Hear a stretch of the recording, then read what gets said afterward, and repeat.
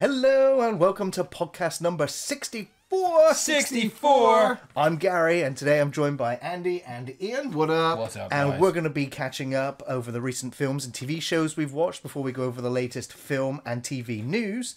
In the second part of the podcast, Andy is going to be taking us through the DC extended universe of superhero movies. Fucking all of it. And in the third part, we will be answering your questions. Ian, Andy, how are you doing today? I'm doing pretty you go well. first, bro. Yeah, I figured I'd jump in first because, I mean, you guys usually have like a long shopping list of shit you've been watching and playing. Actually, and mine's stuff, quite and- small this Yeah, time no, around. Well, actually, mine's probably even smaller than everybody else's because I said that. I've literally only really got three major things that I've got on top of since the last podcast.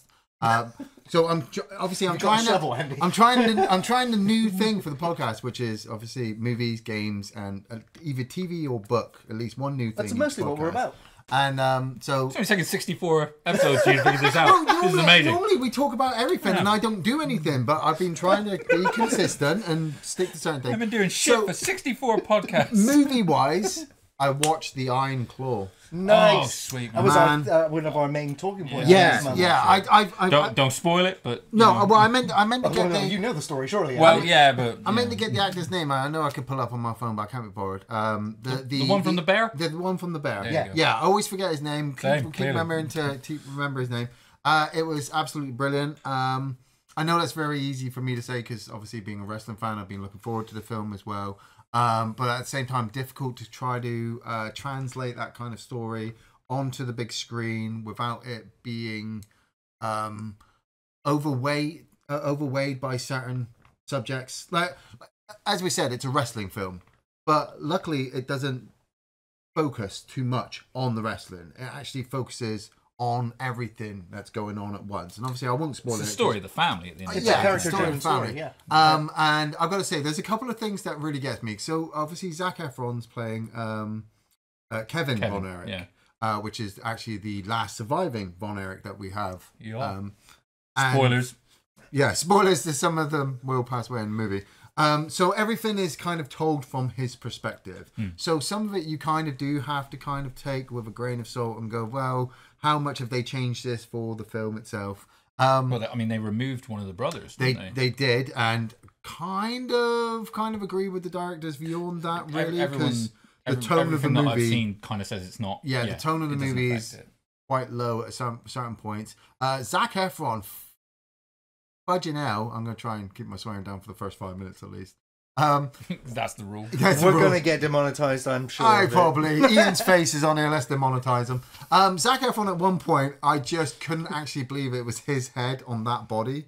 I was like, that's got to be CGI superimposed Yeah, because it he's in a just looks suit, yeah. completely uneven. He walks into the bedroom at one point, it just looks like a bulldog. I got to give kudos to the actress who played the mum. There's a scene that she was in. It absolutely made me break down. Because I obviously I don't want to spoil it, but it's Some powerful performances. Yeah. just seeing her emotional over the fact that like not just What her sons are going one through. son has gone, but a second one has gone, and she's going to be going through so much more. So obviously, if you love drama and you want to see a good biographical movie, The Iron Claw is absolutely outstanding. Yeah. I've Definitely a got to highlight the of point the where I'm just going to buy it on 4K. Oh, when it yeah, comes yeah, out. I'm buying it I on saw- DVD. Did you see there was a lot to see point? There was a lot of interviews recently with like Chavo Guerrero Jr. because he oversaw a lot of the Yeah. the actual stunts and work, and he so much praise for Zac Efron about the effort and like how seriously he took it. Yeah, And the ring stuff was training. just... I was going to say, stuff, they yeah. seemed like the actors doing wrestling moves was seamless. They were really good. Yeah. Game wise, Linda and I got the Tomb Raider remastered trilogy on Nice. Valentine's Day, and we've been playing Classic. through that. We're halfway. Well, we're about 3 levels away from the end of Tomb Raider 3 at the moment, and oh my Push god, through, dude. Just push through. oh my god, It's hard. You almost want to play 1 and then 3 and then use 2 to watch the taste out. yeah. One and 2 were Because great. 2's so good. 1 and 2 are absolutely great. They've got really good storyline running all the way through. You really feel like you're on this adventure with this adventurer and you're doing these great puzzles. Second one, it started to get a kind of a bit annoying where you'd go off and you'd hit one switch somewhere and then you'd come back and you'd hit another switch and then that would open a door so you'd get a key to go somewhere. But you're like, oh, this is kind of the mystery. Then you get to Tomb Raider 3, right? Tomb Raider 3, the storyline's not great. She's finding some extra artifacts that's been part of like a meteorite that's been broken in, and so she's got to find these 3 pieces. The levels are intricate of number 3. Because they didn't have to focus on the blocky stuff like in Tomb Raider 1 anymore. They could give it a bit more detail. So you're like, oh, I can't jump on that ledge. I can't jump on that ledge. And then you watch a walkthrough and you go, oh, I can jump on that ledge. Oh, right, okay, I'm going to do that. You've got this thing where you can actually change it from modern day to tank controls. And sometimes you actually have to do that because the modern day controls don't function very well. Yeah. Right? Because like we've been... Is it from like, as in modern, as in like Rise of the Tomb Raider style kind of... No, more modern. Or I suppose making use of analog. You know how in Tomb Raider... Yeah. In Tomb Raider you could run forward. Turn it like that. Now she'll just turn immediately on a dime. Oh, that freaked me out. But the problem is that it's so fluid. Like you go, oh, I'll pull out my guns and then I'll do that back step thing that you used to do to measure your jump, and then I'll run and jump. Where now, if you do it too quickly, you pull out your guns and you press back, and she immediately 360s, and she's already running before you've let go of the button, and she's over the friggin' edge, falling on whatever you were trying to avoid. At the same time, you can't. Oh, you big-titted bitch! You cannot change. I'll get to that in a second as well. You cannot change the brightness. Oh, right. Well, other than your TV's brightness. Other than your TV's brightness, but that doesn't really change the game. The game's brightness. Especially in number 3, black is black, dark is dark. Like you pull out a flare and you go, I can't see anything. Switch. Oh, okay. Well, it's not going to make any difference anyway then. Well, you think so, but even I'm looking at people. Me and Linda were looking on. Did you play it on the original like 90s graphics and go, fucking hell, this Switch game looks amazing? Man, no, you actually change it. We would change it back to the old school graphics because Just it's to actually see. brighter. Oh, just to see. Yeah, It's brighter. The old school. Is it graphics, like a Switch as well? Is it like yeah, you just immediately see That's it cool, back. man. So we're running along, and it's just like this is way too dark. So we got to change it back to the old graphics and pop out a flare so that we can kind of see where we're going. And then you want to change it back to the modern day graphics because it does look nicer. Absolutely great game, but remasters. You know, if you're gonna have it so that you can chop and change and do whatever you want with the old school graphics and new ones, be prepared that there's a reason why these games are retro. Yeah, there's a reason calling why. it a remaster is weird, isn't it? Because like when you think about the bar that's been set by things like Resident Evil 4. Yeah, well, that's a remake. You know what I mean? But Resident Evil 4 was remastered, and then it was remade. But that's the thing. It's like you're taking these old school games and then you're wanting to bring them up to present day. But there's a reason why they're old school. There's a reason why they went Tomb Raider 1, 2, 3, and 4, and then went, we're going to stop for a while. I mean, because people are sick and tired of these puzzles. There's a reason why there's now talks about remaking Resident Evil 1 again. Yeah, because it's been enough time, and the controls are archaic for a lot of people. I'd like a remake of Resident Evil with the fixed camera point again. That would be nice. Been loving playing it through. Going to look forward to completing it. Nice. And TV wise, last thing, I've recently, literally today, found that Netflix have just uploaded all 8 seasons of Monk. Oh wow! On there with Tony Shalhoub. I know you've been a big fan of that for years. And I've been contemplating buying the box set for absolute years. And then today I was just flicking through. I was like, oh, let's just find something to put on while I'm tidying the house.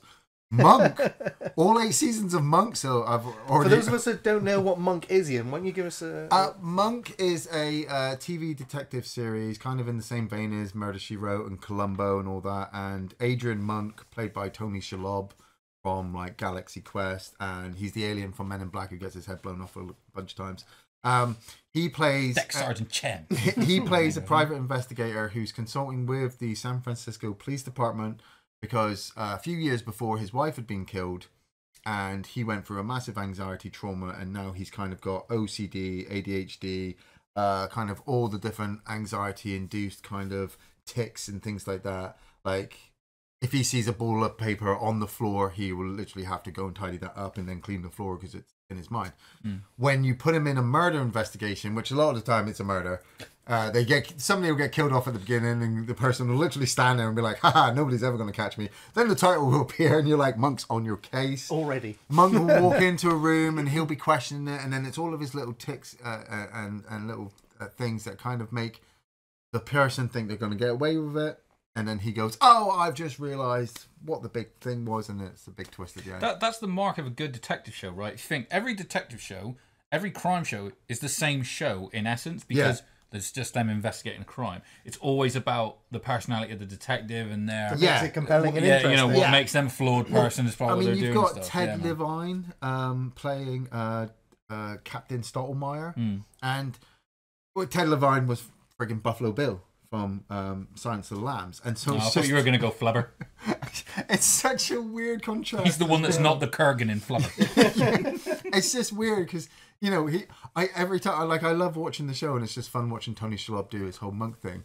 But like all today while I was in work, I'm like, man, imagine if Stottlemyre had hired Monk to investigate the Buffalo Bill killings, and Monk halfway through is just like, he wants to make a skin suit. I thought you were going to be like, he walks into the captain's office and he's tucked back like, that's it. And then my mind is just like, and then he turns to the captain and goes, it was you, and ends up in the pit. So that's my 3 things. I'll let the rest of you do your spiel. Nice. Well, I'll go with one, and Andy, man, the show that I've been waiting for a long time. I think I mentioned this in the previous podcast that I was pretty excited for the return of The Walking Dead. Oh yeah, Obviously, The Walking Dead main show has finished. The spin-off show Fear the Walking Dead has finished. We've got 2 other spin-offs that are getting sequel seasons, follow-up seasons. But this was the one that I was waiting for. It's like a fucking MCU at this point. Oh no, it is. It's like the they Walking keep bringing Dead it back universe. from the dead. Yeah. So I love all of. There's so many stories to tell, and they've exhausted the source material, and so now they're kind of free to stay in this universe and keep exploring it, or even actually follow some of the things that they didn't pick up from the comic book and implement now in the show.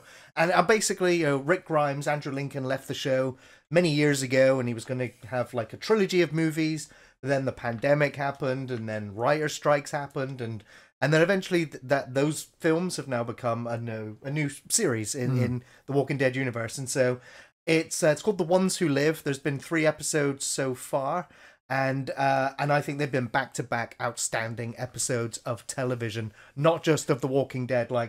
Yeah, I know a lot of people watched The Walking Dead, sort of the ratings go down, the viewerships went down, the quality went down, but this was outstanding. Like, they had 6 years of history to catch up with Rick as to what's happened, and they banged it out in 1 episode. So narratively, the time jumped everywhere. We didn't know where we were, what was going on, but it succinctly caught us up to speed. Reintroduced Rick Grimes, who I think is one of television's greatest characters. Absolutely love his presence on screen, and this whole new story is captivating, and I'm engrossed in it. It's not static camera work. It feels more mobile. It feels more cinematic. The score, the location, the performances, everything about it has just been, as a Walking Dead fan, absolutely everything that you could want. So yeah, I'm absolutely thrilled that there's something so awesome back in the genre. How much money do they keep giving Andrew Lincoln to not do anything else but play Rick? Right? Because it's like, enough. Mate, he's been in that job longer than some people who have worked for like supermarkets have been in that job. Do you know Absolutely, what I mean? Like, absolutely. Fuck, dude. It's crazy. it's coming awesome. Don't get me It's wrong. coming up to 15 years Something soon, like that, sure. man. Yeah. As in, there are like people that didn't last that long on fucking EastEnders or Right. something, and that's been going for fucking 80 years or something. It is honestly surreal when you go back and you see Rick from season 1 and 2, and you're like, God damn, how baby-faced he is compared to the grizzled war vet that he kind of is now. I think that's really where he cut his teeth. That's really where The Walking Dead really picked itself up. I don't know. I always thought he was a badass when he was stood in front of Keira Knightley dropping them fucking cue cards. Oh yeah, totally. When you're stealing your best friend's fucking girlfriend. But, I was like, dude, her boyfriend's right what there. I'm saying is like we said, for a lot of people, and I followed it all the way up until we took out Negan, and then I was like, you know what, I'm good. I've done my time. Spoilers. I'm gonna sit back. I'm gonna let it build up again. And I listened to it for years, where people was like, oh, it wasn't so great. Oh, it's fallen off. Blah, blah, blah. Season 3, Season 2, Season 3, Season 4, Season 5, Season 6, Season 7, Season 8. I'm like, You people keep saying that that it's dropped off, and yet you keep still coming back and watching it. I never said that. I was just aware of it. Yeah. You were aware of it. I mean, we discussed it a couple of times where we said, oh, I didn't think that episode was very good. Oh, I thought that episode was... But what I'm saying is season 2, they didn't have the funding. They were stuck on the farm, and so you had to sell The Walking Dead through the character acting and the... I love that season. Just seeing them on stage on this farm, just doing their thing. Andrew Lincoln knocked it out of the park, I think. The whole thing with Carl being injured, taking care of him. And it was the fall of Shane, really. The fall of Shane. And we didn't even know what we were going to expect with the governor. Dude as well.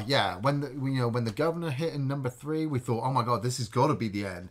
4, 5, 6, like I said, building up to Negan, then the Whisperers. Yeah. And all that shit, and then the Commonwealth. I'm so glad he's got his own series now, where it works as well because there's not 500 characters. Yes, that's what happened throughout The Walking Dead was that they kept bringing in more and more characters until it got bloated. Well, they're building it as a real world. Yeah, that's right. Well, that as well, and they were scared that Michonne or Andrew Lincoln or anybody could leave and do whatever they want at any point, so they needed other characters to fall back on. Mm-hmm. When he left, I was very surprised that the series even lasted as well as it did, but because of the fans behind it and the actors that they still had with them, they were able to carry it on, and to the point where Andrew Lincoln went, I haven't worked in like 3 years. Can I do something, please? Well, I mean, he wanted to go back home with his family and take the time out, and I think it's worked. Shave that fucking beard off. Right. Speaking an English accent for a while. Yeah, have a wash. Fuck, dude.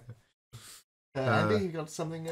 Yeah, I mean, well, I think I've at least got some stuff because I didn't get a chance to meet up with you guys last podcast because of my work has just been insane. I'm not even going to bother describing it, but it's been absolutely fucking nuts the last like 8 weeks or so.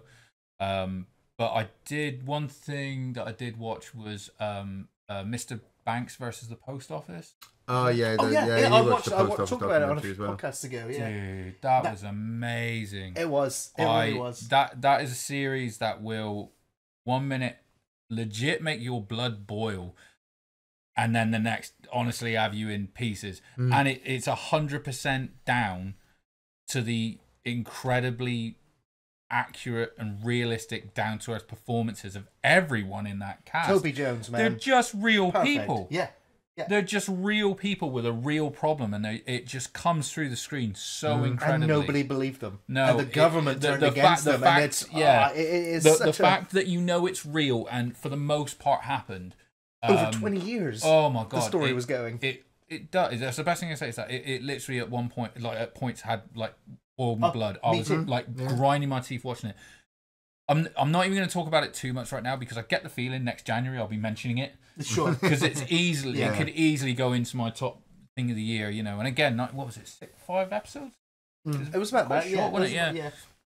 Absolutely stunning. There was also like an hour-long or a 2-hour documentary as well that came out around the same time, which looked at the real people involved, and you're just like, you can see how close the actors that in the dramatization were so much like the original people. Donna listens to the podcast for 2 Pints of Lager with Will Mellor and what's his name, who's in Royal Family and Death in Paradise. The other one. But she was saying that Will Mellor told a story about it. Is that like when he walked out of an award show where they were talking about the series, and he said a guy just literally walked up to me and said, "Oh, hello, mate." He said, "I just wanted to introduce myself," and he was the character that he played. Wow, yeah. Yeah, and he said it was amazing. They had a big hug, and so he said, "I just want to say thank you so much for how well you did and everything." The story. Yeah. He was like, "Mate, I've been living your life for the last like X amount of years. It's incredible what they went through. Horrifying what they went through. Don't get me wrong. Like this, sounds really funny with all the stuff we talk about, like about fucking series about zombies and stuff like this. These are like real people with a very real problem that you just would never think you would have to deal with. Really recommend it. If you're in the UK, I think it's on like IT. We watched it on digital, ITV digital or something, whatever the catch-up series is. Absolutely fun. I actually made a joke in work a couple of days ago where I was speaking to a teacher who's got young children, and I was asking her what she was going to be watching on TV and stuff. She's like, "Oh, my life at the moment, it's all bloody Blue's Clues and Fireman Sam." And she mentioned Postman Pat, and I said, "Oh God, don't you just hate how they sell the idea of Postman Pat to children about how happy it is to be a postman?"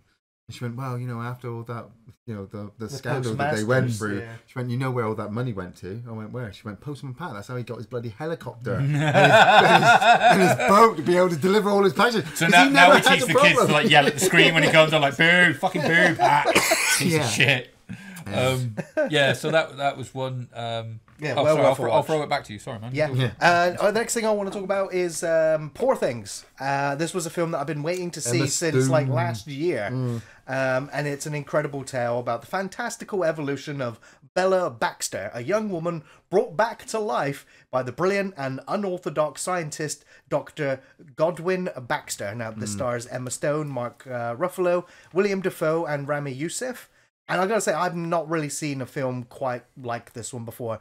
When I was watching it, it looked at times like a Guillermo del Toro movie, yet it also at times felt like a Terry Gilliam film. I thought it was del Toro. I haven't watched it. I saw that obviously it comes up it's on Disney Plus, I think. It is. I thought it was a del Toro movie at first. And I have to say, it's the performances and the script is perfection. It is fantastic. And then on top of that, the set design and the costumes, you can't help but notice them. They are fantastical, and that's why it kind of has this otherworldly, fantastical look to the entire film. Yet the content of the film as well, I had no idea what the film was actually about. I had no idea what scenes to expect in the film or where the plot was going to go.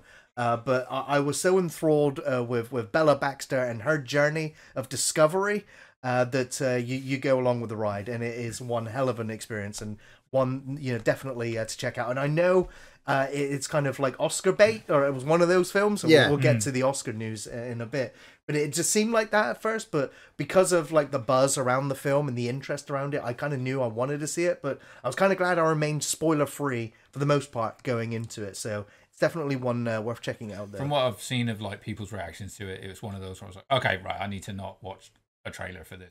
Not that I watch a lot of trailers, but we might talk about a trailer later. But the it does look interesting.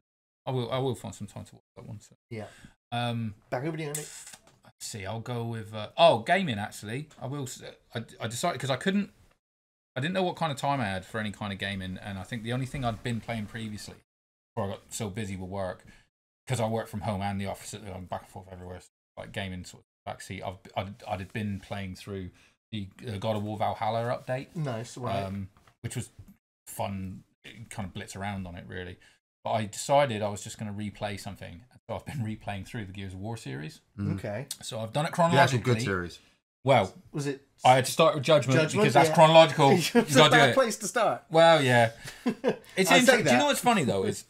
Actually Judgment's not too bad. It's just the gameplay switch was so arcadey, which is I think what kicked it in the ass really. Sure. Not to mention of as much as I enjoy the characters, you were like, let's do a spin-off with our least popular characters. Yeah, great idea. But it was fine. Playing through, I always used to say 2 was my favourite out of the original trilogy. I think 2. It's because we spent so much time playing that game, playing Horde, Dizzy. seriously 2.0, nailed it, everything like that. So when I recently got through the original trilogy, as in literally last night finished 3, and I was like, do you know what? Actually, 3 is my favourite out of them. The gameplay switch from 2 to 3 is so noticeable. The increase in the weapons, the enemies and the way they move. The level design, the colors, everything about it was just improved sort of several fold. You know what I mean? So I gotta admit, I always used to go on to, but after replaying them recently, not to mention, I know that obviously 2's got the emotional hook with Maria, but then when you move into 3, you get, with what Mad World. Dawn, that bit alone still hit me. But then when Marcus sort of meets up with Thingy in the city afterwards, fucking Ice T's character, Griffin, and it's sort of it's just fucking with him, because he's trying to get some fuel. He's like, yeah, maybe I'll give it, and he's like, I just lost my fucking brother. You feel that come through the screen, Also, I was that Jessica was watching it, and he did that bit, and I was like, that's Bender. From Futurama. She's like, what? I was like, no, just get out. See, but, that bit in number 2 though, with what's his face, the gear with the tattoos, and they save him. Ty. Yeah. Because all the way through they're like, nothing can kill Ty. Yeah, nothing, and then literally he gets out, hand him the shotgun, and he blows his brains out, and you're like, All that? Just went through all that just he to blew kill his him brains off? out, man. But you know what? I started today literally playing 4. Okay. Right now. He stopped. No. Do you know what? Actually, I was like, I think I might have judged this one a bit too harshly as well. Yeah. Because it's a smooth game. Obviously, it's jumped a generation as well. I was like, do you know what? This is smooth. Yeah. And also, I think, you know what makes 4 better? 5. Because I'm like, well, it's fucking better than 5. Because I got that to come. Yeah. I didn't mind 5. Oh, I did. It was all the traversing between levels that was just irritating. Didn't need it. But do you know what about 4? Apart from obviously making the graphical jump, it's smooth. It's a bit. They managed to do what I think they wanted to do with Judgment, which was make it play faster with the way they upgraded the mantling and the auto jumps over and stuff like that and the executions without turning it to arcadey. It still felt like Gears. Yeah. Everything just ran smoother. No, but do you know what? The sound design on 4 is so crisp. When you let off with that Retro Lancer, a pretty decent sound coming out my TV. It's like to the point where I was like, oh bitch, and I grabbed my Turtle Bays and put the headphones on just so I could do it for that. Enjoy the sound a little bit So I got to more. admit, I'm enjoying that one mostly for like just the sound design on it. Each weapon is just so satisfying. Nice. And the fact, because I've read all the books and everything, the fact that it starts off, it takes you back to like Aspro Fields is like, oh, this is boss. Also, I noticed as well, when you do that first prelude, when you go to Aspro Fields, first and only time I think in the entire franchise when you're fighting humans. True. So when you rock up with a Gnasher, other than online, but when you rock up with a Gnasher, well, no, in fact, online you were always Locust versus Cog anyway. That's right, yeah. So, you know, you rock up with a Gnasher, hit thing, turn around, and a man comes towards you, and you go bang, and he just explodes. You're like, wow, that's the only time we've done this in that franchise. That was kind of fucked up. It's alright when it's a Locust, but so I've been enjoying it. It's always been one of my favourite franchises, despite the up and down ride. I'm still that there for original 6. ride of those first, dude, I'll be there fucking day one. Well, probably paid for it anyway. It'll be on Game Pass. But that original trilogy, man, I was front row center for number 3. I remember I was so excited. I've still got the Marcus Phoenix statue that came with it. Yeah, I've still got the Metal Cog. Nice. Yeah, absolutely awesome. Very good. Alrighty, well, a pretty big film released not too long ago. I heard. Dune Part 2. I was impressed by the limited edition flashlight they brought out with it. That's why so many people are going to the cinemas, right? I'm a fan, you know. Now, Denis Villeneuve, master craftsman, and this film is absolutely epic. Stellar cast, performances, effects, music, and just the scale of the entire production. Has a great pace, awesome action. It's a great adaptation, and it's absolutely a film to watch on the big screen at max volume. You know, Rebecca Ferguson and Austin Butler were fantastic, and I've not actually seen enough of Timothy Chalamet to really judge him, but he carries the film very, very well. I was thoroughly impressed. I was riveted in my seat the entire time. I think this is absolutely peak cinema. It's one of the greatest movies of our time. It has to be seen like as a collection now. I'm just like, it's you know, you never thought you'd see Dune done like this, and then it happens. I'm looking forward to watching Dune 2 now after actually finally watching Dune 1. But this is the really funny thing for me is that's one of the reviews I hear all the time is this is a masterpiece of film of our time, all that stuff. I haven't seen it, so I can't dispute it. The other one that I'm getting, and the most perfect one, was a friend of mine phoned me up actually coming out and watching it. I said, how was it? He's like, it's just people fucking staring at each other for hours, boring as fuck. Yeah. I was like, really? He's like, he said, it's the film of longing fucking looks, and I'm over it. I was like, whoa, okay. Yeah, well, you know? this is always the thing I found with Dune is that I'm still going to watch it, don't get me wrong, but it's interesting that I'm getting there's very few sort of like, yeah, it was good. Yeah, but those kind of reviews have always been out, because even back in the day, it was a case of you were either a Star Wars fan or you were a Dune fan, and then all the but this person liked the first one. Yeah, no, but what I'm saying is that all the Dune fans, they enjoyed the first one. All the Dune fans were like, assumed, this is real. This is real, true sci-fi. This is not that hokey pokey stuff. With it's not Star Wars or Star Trek. I think it's but that's the thing. Star Wars has been more successful than Dune. You know, they have tried to translate Dune's books onto the big screen for absolute years, and they have failed in a way each time because of the epic scale. You know, it's been a weird franchise, hasn't it? Because if you think about it, you got the original, which is like cult, isn't it? No, the original was kind of cult, and then they had that really low budget TV one. But it's always been epic scale, and they just haven't had any film company or funding behind Risk them to wanting to actually spend that say, much money. yeah, go ahead. Yeah, we you want got- you to yeah, make you that gotta put money. something into it. I absolutely loved the first one, and I know I'm going to love the second one, but I'll be honest, at the same time, yeah, don't rush to the cinema expecting anything but just hokey pokey space politics. Because that's Pokey pokey. because honestly, that's what you're going to get. You're going to get a bunch of people Motherfucker putting arguing left foots in, left about foots out. who owns a planet full of spice. Okay, pretty much just like Star Wars. You've got a bunch of people arguing over who owns the Force or crystals, stuff like that. It's just, if you're in the mood for that, you know, if you want epic scale, giant space stuff, Yeah. then Dune is where you're gonna go for it. It's just that But- in the books, like, there's lots of inner monologues which you just can't put in a film, you know, and so there's lots of longing Well, I stares. guess you can, but it just means a lot of longing stares. doesn't it? Yeah, That it makes does sense. mean long stairs, and but that, And also, but also that's fine. That makes sense then. Yeah. That, like, you know. But that's the thing. If you're not prepared for that, if you're going to go, oh, I'm going to go watch Dune 2 because everyone's saying it's an absolute massive film, but I have no thought process It's funny though, about isn't how they're going to do these. No, but that's an in a interesting row. point, because that's almost like, if I say to you, like, dude, just go watch this film, it's fucking epic. Your version in your head is like, epic. Oh, I bet it's going to be full of action and stuff like that. But I might just mean like, no, man, like just the scope of it and the soundtrack and the. Do you know what I mean? So Yeah, maybe if it's you that said to kind me, of "Go thing. see this film, it's epic," and I knew nothing, I didn't gonna wiki my, Wikipedia. I didn't, no, and I didn't wiki my films. I'd be an idiot just to go. I'm going to go see this film because Andy says it's epic. I mean, like, as a film fan right now, like, if Denis Villeneuve releases a film, it's on the radar. It has to be. I think he's become one of, like, Because he's got one of the years. most prominent He's earned his stripes. directors. Because he's got yeah. years of success and things like that.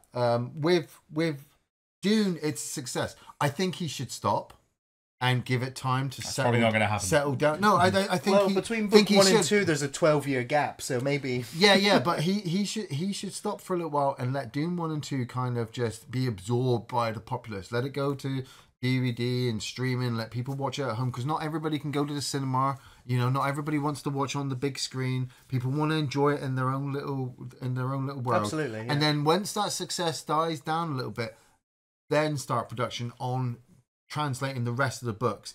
Because That's the hard honestly, part. honestly, Has it made money? Yeah, absolutely. Oh, yeah. So you're gonna fucking wait for shit. yeah. Honestly, You know the score, you know how it works, but right? there's It's a going to be a reason. more difficult job, but though, the- with the adaptation, yeah, the there's- screenplay now going forward. There's a reason why there's a reason why he started with Dune 1 and Dune 'Cause that's Part the 1 first and one. Part 2. Yeah, but at the same time, the other books, they're not as Well, I mean, I haven't read entertaining. any of the books. They're not Yeah. entertaining or as straightforward as the first two books. This contains the entire story you'll ever need to know about Dune, really, because it's all about Arrakis and the spice. Everything else is just more and more and more and more politics. You can survive on great acting. That's great. But after a while, if somebody goes, "Oh, what should we go see? Dune Part 4?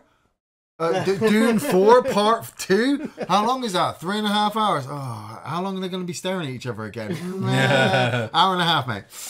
See, also, have they greenlit a part 3 or whatever? No, Because from what to I be know, fair, they part will. 2 didn't. It's not like when Doom 1 came out, there was already a part 2 planned. That's right. was there? They had to wait because Yeah, they wanted yeah. to see if it made its money, if there was an interest in it, because Yeah. it's not the sort of film that I think, like, a wide population, I'm speaking generically, really, Yeah. would likely go to see. But the fact that an audience en masse turned up for Part 1 and for Part 2, that's outstanding. That's amazing. It means that there is an interest in these sorts of films. So I Good do, ones. yeah, good ones. Yeah. Compared to And, Aaron who knew? Sandler's Now Spaceman. I know. I watched from- Spaceman. Denis Villeneuve has said that he's got other projects he wants to do, but right now, of course, his mindset is totally in the Dune universe. Yeah, and again, like, the screenplay is the hard part now for the further books, because how do you condense and strip away what maybe won't work and focus on the core aspects of what's happening? But yeah, so I reckon it probably will happen, but maybe small delay now. 5 years Netflix season. Well, I watched the Timothy Chalamet movie. Was that the Wonka I one? watched Wonka. Okay, yeah, how was it? Well, it's funny because, like, we've just been trying to find some movies to watch as a family and stuff, like the three of us. So, all right. So, for example, it's really funny. We did sit down and Donna wanted to watch Spaceman, right? And ironically, the kid wanted to watch Spaceman because she's a child and she likes Adam Sandler stuff because it's goofy. So she's watching it. We're about 15 minutes in, and she's like, "When does this get funny?" And I'm like, "This isn't a comedy." I said the same. And she was like, "What?" and left. I said the same thing about Hubie Halloween. Well, When does yeah, this oh start yeah, to become no, funny? I'm still waiting for that one to get funny. Yeah. Dude. But yes, Spaceman was alright actually. Okay. I knew nothing about it at all. It's not a Adam Sandler goofy, bring all my friends. Like I was expecting, like, oh, I don't want to spoil anything. Fuck it. Spoil No, it. but all I was It's gonna, Adam no, Sandler but all, production. no, because it is actually I quite enjoyed it. But all I was going to say is like when the other character in the film, when they start talking, because it's an animated character, I was expecting it to be like David Spade or something. Like, you know, I was like, this all tracks. Yeah, it's Kevin James. Yeah, but, James, no, yeah. it was actually all right. I'd say it's worth a watch actually. But Okay. yeah, we watched Wonka. So like I said, trying to find stuff to watch as a family. It's a musical. It was entertaining. It was quite funny. Timothy Chalamet. Bear in mind, Timothy Chalamet, I've only seen him as like fucking matey in Dune and that fucking cannibal in Bones and All and stuff. So I was Well, like, no, he was great in Don't Look Up. yeah, no, I haven't seen that. But and he was great he was- in The French Dispatch as well. he was good as Wonka, man. I mean, it's a musical, which I wasn't expecting. Like, it sounds really funny. You watched Wonka, didn't expect fucking songs. No, What, because were you high? Yeah. probably. Well, no, but if you watch the trailer, which I had watched the trailer does not peg that as a musical. Really? They dance and fucking sing during They the don't fucking really trailer. dance like that in the trailer. Mate, I've seen one trailer for it. So that first trailer I watched, the only dancing I saw was the fucking Oompa Loompa with his "I've started my dance now." That's fine. Oompa Loompas dance and sing and stuff. But I just didn't expect it to be so heavily a musical. But it was actually, yeah, it was really good fun actually. It was alright. I'll buy that fucker when it's out. I mean, Because Spoilers, he gets his factory at the end. yeah. That's why. And he sings the song as well. Do you know what's funny though? It's like at the end, it's like, you know, he starts singing the fucking, you know, "Come with me and you'll see," you know, that song. And I was like, that's actually World of quite sweet. Actually. Imagination. Yeah, it was all right. Nice. The supporting cast was really good in it as well. They were quite funny. What's his name? A guy from Key and Peele. Yes. Yeah. Just like Key. who keeps he, obviously like the whole city runs on chocolate. Like in fact, it's funny. The weak link in it was fucking Matt Lucas because Matt Lucas can only be Matt Lucas, and it's really annoying now. It's not funny anymore. Like So, So Jamie like Gordon. every That's time how you he stick for opens his 20 mouth, years. you're like, just fuck off, mate. You're really annoying. But other than that, but yeah, he was really funny. He plays like the local sheriff, I guess, whatever you call it, policeman, and he's bribed in chocolate. So over the course of the movie, he gains like 200 pounds. But it's really obvious, and it's actually quite funny. The kid was laughing. But I got Donna because she's a fan of the franchise. I got her the new Hunger Games. Okay. On Blu-ray for fucking Mother's Day or something. What's that? That was alright. I need to watch it again. Is it a prequel now? Yes. Yeah, that's right. So yeah, it's and you it's follow how Snow. Donald Sutherland's character starred, and it's a very visually pleasing film. It's it's interesting. I love the lore building in it of Should've the just start bought of the Battle Hunger Royale. Games and stuff. I've seen Battle Royale. Yeah, watch it we again. bought it for dollars. It's all right. better than Hunger Mate, I Games. never thought Battle Royale was that great a film. To be Better honest, than Hunger Games. But the only thing with it is it didn't. I don't know if you. It's funny when you have a prequel where it's like it's like the fucking Anakin and Vader thing. Right. Where he's got like 3 movies to build towards him becoming Vader, and how he Yeah, got yeah, there is yeah. like, to me in this one film, it didn't explain to me how he gets from there to there. Does that make Sure. sense? Yeah, So I'm yeah, yeah. assuming maybe there's going to be more. It starts and it again it's like, well, you went through some shit. Isn't it part one? Wasn't it part one? It doesn't say it doesn't Oh, say right, it's right, fucking yeah. a ballad of snakes and elephants or something. I don't know what the fuck it's So called. they Yeah. stopped numbering them. Yeah, they stopped numbering. They started giving them fucking names now. Yeah. It was. I think I need to watch it again, but it was very visually pleasing. I've got to admit, looked great. Cool. Well, I got one last bit of catch up to do before we get into the news and talking about visually pleasing. I went to the theatre. Go to the And, theatre. I watched the Circus of Horrors and the Cabaret of Curiosities. It was a live show and it was pretty damn good. Great original rock songs. Lots of circus feats you'd expect, sword swallowing, fire juggling, and lots of death-defying stunts and acrobatics. They had great stage presence. It was awesome sets and lighting effects and some good crowd interactions as well. It contained nudity, profanity, and lots of humor, and it was honestly a really, really good time. So. Was there a lot of acrobatics and stuff like that going on? Lots of, Because yeah. like obviously theatre, our local Theatre Royal. It sounds posh, but it's like It's it's tiny. not a massive. This one was in the stage. pavilions, actually. Oh, okay. Yeah, sorry, yeah. just when you said theatre, Yeah, I thought you meant yeah, fucking yeah. theatre, but Okay, well, to ask you the same question then, because Pavilions isn't a big Isn't it- venue either. This is So true, yeah. It's big But they enough. had, I they had mean, we that had stage, NXT and then in there. it was all. We had NXT in there.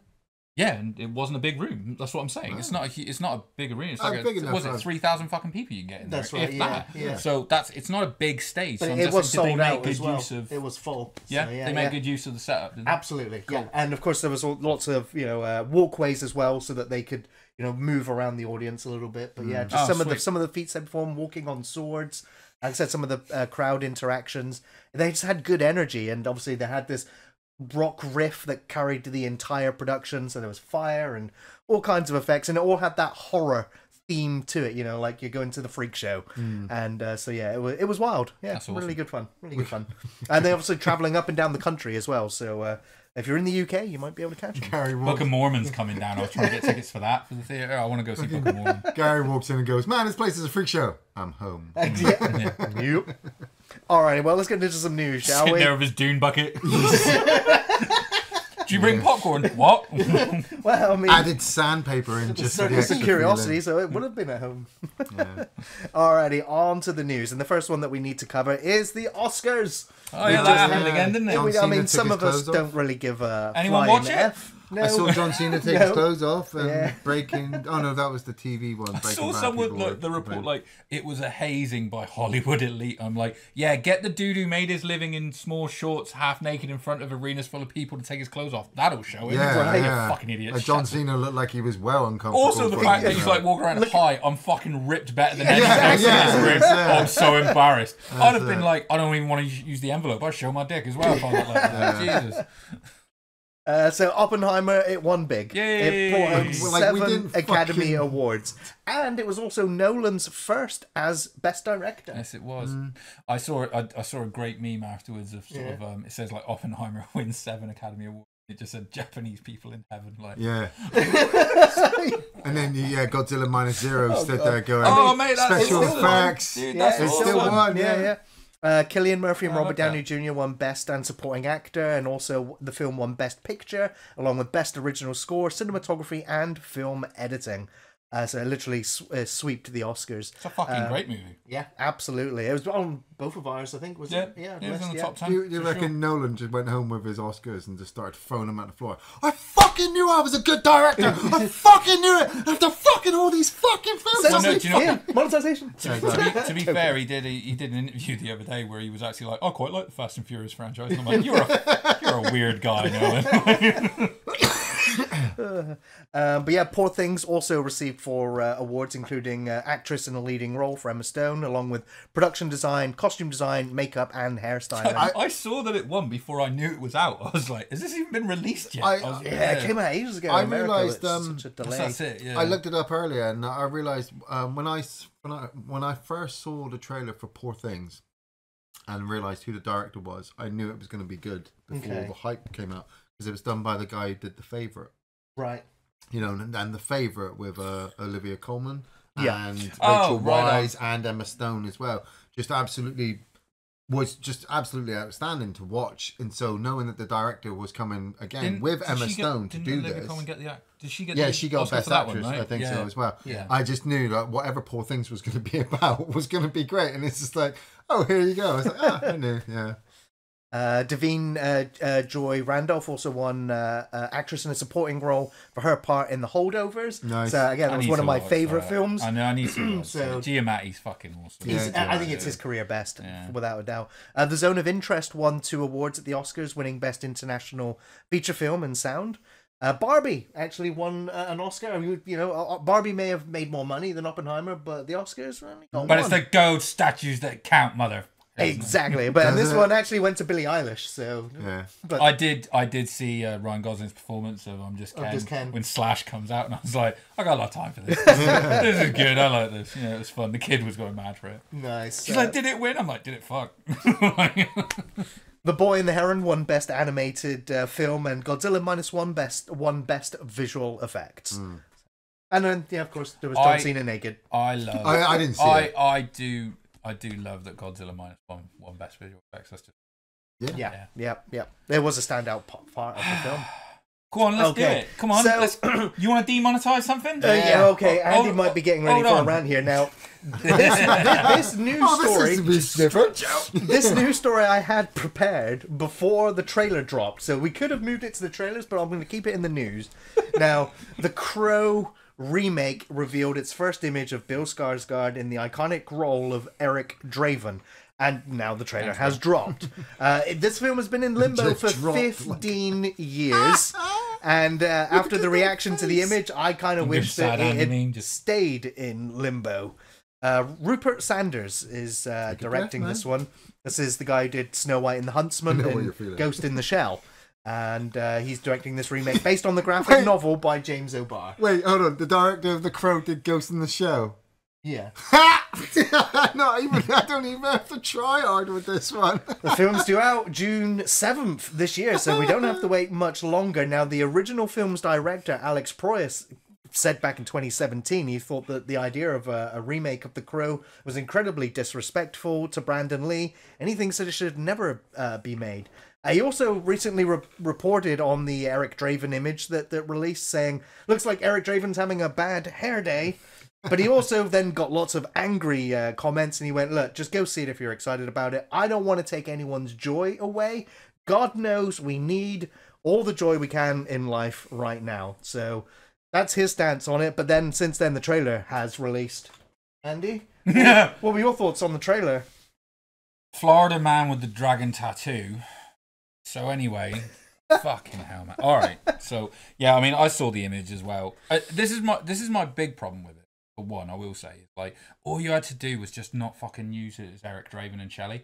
You just had to not tell their fucking story, and you would have cut out a lot of the drama. Do you know what I mean? You wouldn't have upset as many fucking people with this. Because we've already had 3 movies or more with a show here's the that here's do the that. thing, all right. One, when they dropped that fucking picture of, like, you know, of him with his fucking weird nipple face tattoo, I'm like, was no one in the room like, hey, do you remember Jared Leto as the Joker? And that didn't fly too well, did it? away from that, This like, is so awesome fucking to listen stupid to. nonsense. No one in the room.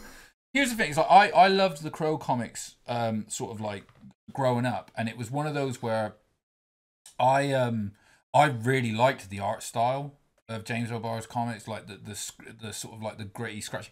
All my friends that read comics at the time were all into things like the clean stuff of like Marvel and like X-Men especially, which I loved as well. But I was like, I got like cheap comics and like 2000 AD. I was all about Grips like and I was like fucking- John Blanche all the fucking way for artwork and stuff like that. So I really liked it. So I was really invested when that original movie came out. Obviously, it's gothic cult classic. All the story about Brandon Lee. Now, it's an interesting point what you're saying about like it's disrespectful to Brandon Lee to do a remake. I don't know that I even necessarily agree with that, because it's like, dude, this remake has been happening for years. Yeah, like, you had like Bradley Cooper attached to it, Momoa was attached to it once and stuff like that. But when you and I know as well, I think that I did read that James O'Barr has like kind of endorsed this remake, which the dude's in his 60s.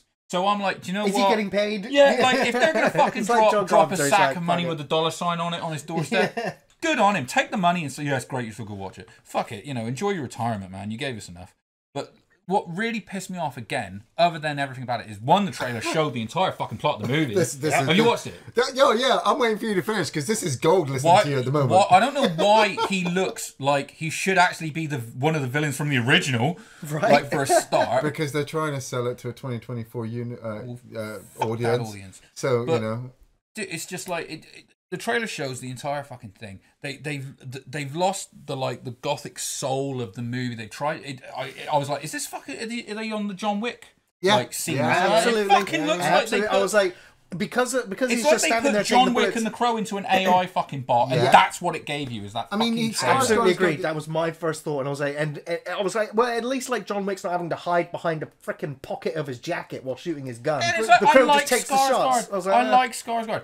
There's a chance that there's some good action in the movie as well. You know, Yeah, like but he's some of already- it could it looks be. gory, He's It and already I does think look that was the gory, only thing but- that excited me. That was the only thing in that yeah, trailer but- that excited me right. was the gunplay and the gore effects. The problem is, right, Skarsgård is still running the high from it, you know, and they think, oh, well, he does well in makeup, and so we can stylize him for the character that we want for this film. he's already got that other film coming out this year where he's the mute guy. Everyone dies, or the boy who boy who killed the world or something. That's right. Yeah. Yeah. That looks great. That looks great fun. Right, but what really is the difference between that and The Crow, other than one's dark, yeah, and in the other one he's a mute. He's still beefed up like hell, going into fight sequences and probably going to kill a bunch of people. Now, I didn't like the thought of them making a remake, but I knew that they were going to. I had to sit through City of Angels when that dropped. I had to sit through Wicked Prayer when my son was getting up in the middle of the night and needing feeding, so I had to sit through and watch that. So everybody who's going and watching this new Crow movie and plan on coming out going, oh, that was shit, you can suck a dick if you've never sat through City of Angels or Wicked Prayer. Well, none of those were ever released in the cinema. No, I know. Yeah, and again, at least they had the good sense to not fucking try and tell the same story again. Because that would have pissed everybody off. I gotta go as well. I gotta get this out as well. You have the audacity to sit there and have a go at me when they don't even bring up the plot line of who the hell is the mum to the girl in Ghostbusters Afterlife. Are we doing this again? But you're gonna sit there. You're gonna sit there and go, man, this film looks shit, because they've just taken the original story of Eric Draven and Shelley and they've just remade it into this terrible looking movie. Yes, they have. What the fuck has that got to do with Ghostbusters, you lunatic? What I'm saying is that these film companies, they get the franchises and they go, we need to make money. What's working? Ghostbusters is working at the moment. Let's just make a story and let's not bother actually filling any of the plot holes. Let's just get people into the cinema so they can watch it and make money. And they've done the same thing with The Crow. They're hoping that most of the people going to watch The Crow don't actually know what The Crow is, because they are going to spell it out for them. You even said it yourself in the trailer. They basically spell it out. You watch the guy die, and then they go, "Oh, a crow sometimes transports a soul to the afterlife, but sometimes he gets lost." And up gets Skarsgård looking all badass with the crow. And I'm looking at it going, I can't wait until Top Dog at the end reveals it was him that ordered it, and everyone, all the fucking 20-year-olds in the cinema go, "What?" See, I said this, and I'm saying this to Gary, like, because you saw the trailer. Gary, you saw the trailer, right? I did, yeah.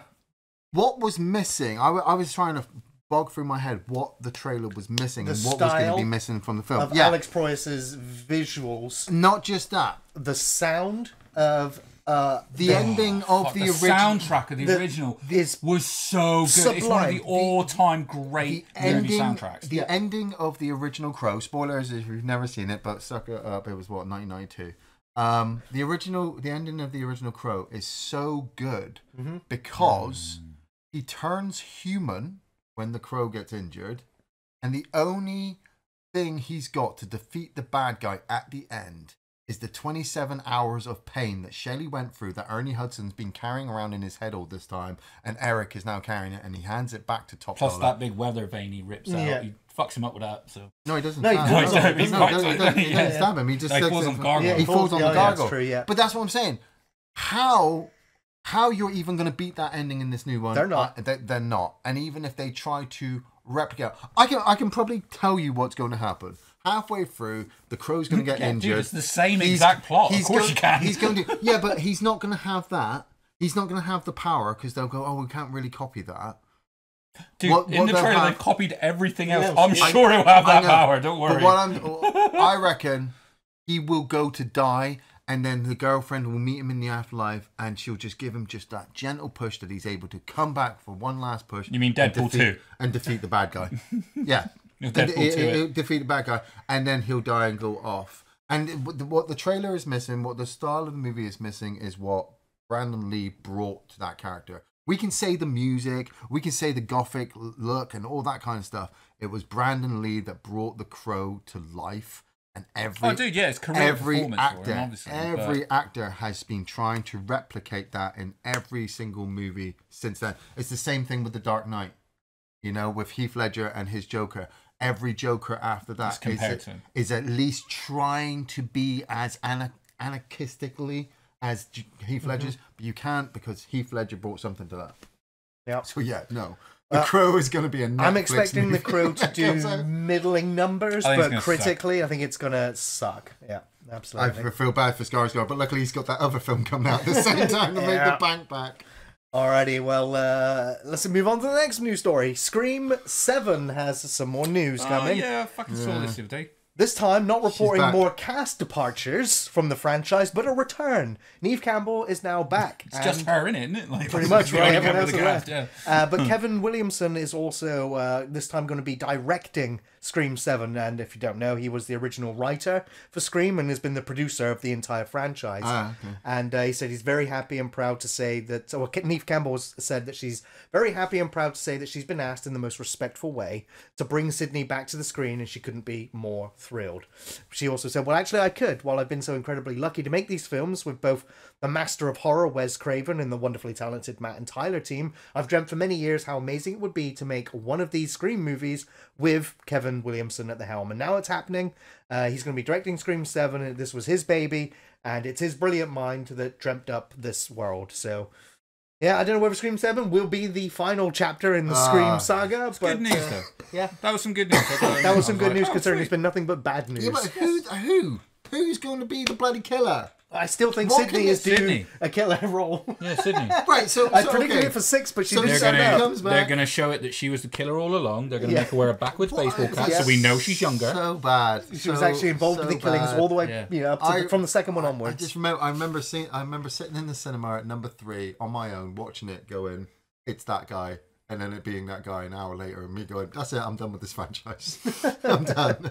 4 movies that could literally come out and I've not gone back. Yeah. Next news story I've got for you is that the Salem's Lot film adaptation that was due to release in cinemas will now be releasing direct to streaming. chair. It's the arm. It's not my chair. It's not me 10 firing. minutes I've been like, what's wrong with him? He's gassing over there. But it's looked likely that this is now going to streaming at the end of the year. It's another one of those projects that's been affected by the merger at Warner Brothers Discovery in 2022. We'll get there. That's left this film in limbo for years now. This adaptation was written and directed by Gary Doberman.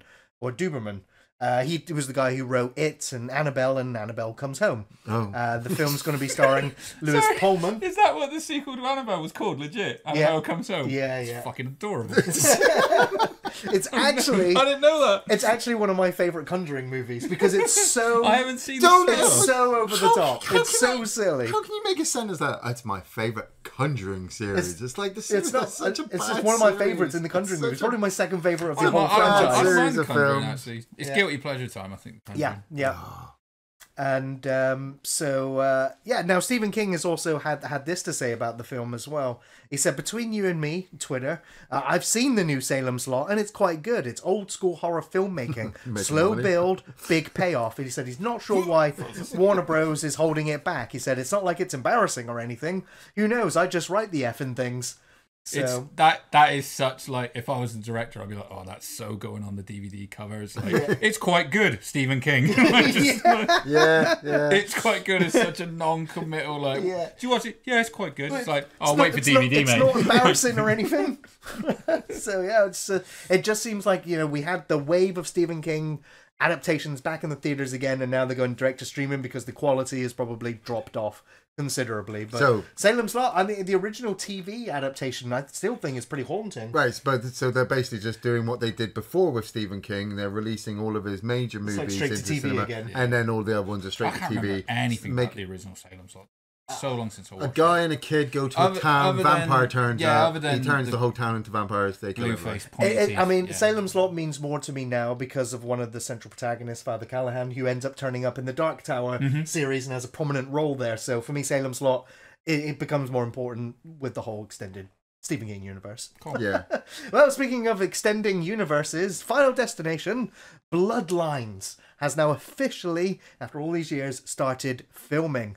Bloodlines, the newly revealed title for the 6th entry, is due to release in cinemas in 2025 to mark the 25th anniversary of the original Final Destination. Producer Craig Perry Gonna be wrote, Sidney Prescott. after a long, hard slog through the pandemic and the strikes, day one is finally in the can. He went on to say, "See you next year. P.S. I know, Pet Cemetery, Bloodlines, but this is the title that we've had all these years, and we're keeping it. Well, for now, anyway."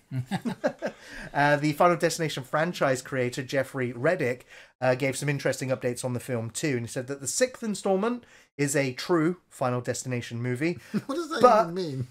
one that doesn't follow the kind of formula that we've kind of established. That this film attacks it from a different angle, so you don't feel like, oh, there's an amazing setup and there's going to be one wrinkle that can potentially save you, and you have to kind of make a moral choice about how to solve it. He said, that there's an expansion of the universe that, and then he said, I'm being so careful to not spoil. But yeah, they're doing the same kind of setup, that death is there, but it looks like they actually want to go more into the mythology of what's causing it.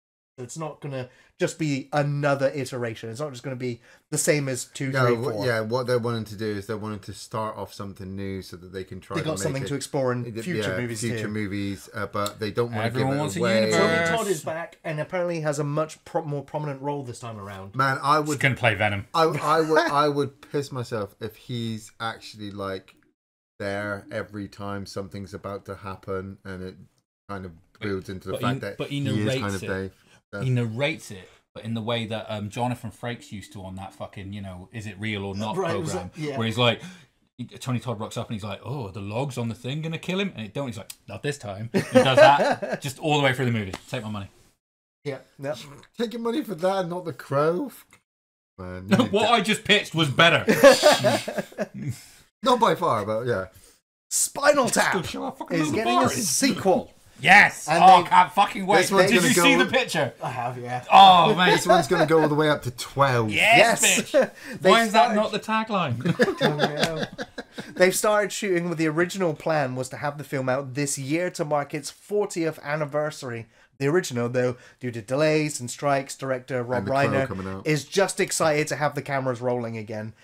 Christopher Guest and Michael McKean and Harry Shearer are all back, and the film will include collaborations with Elton John, Paul McCartney, Questlove, Garth Brooks, and Trisha Yearwood, among many, many others. This one's exciting, like, really hyped for this one. Totally. This is going to be fun. That's just going to be a fun movie. Yeah.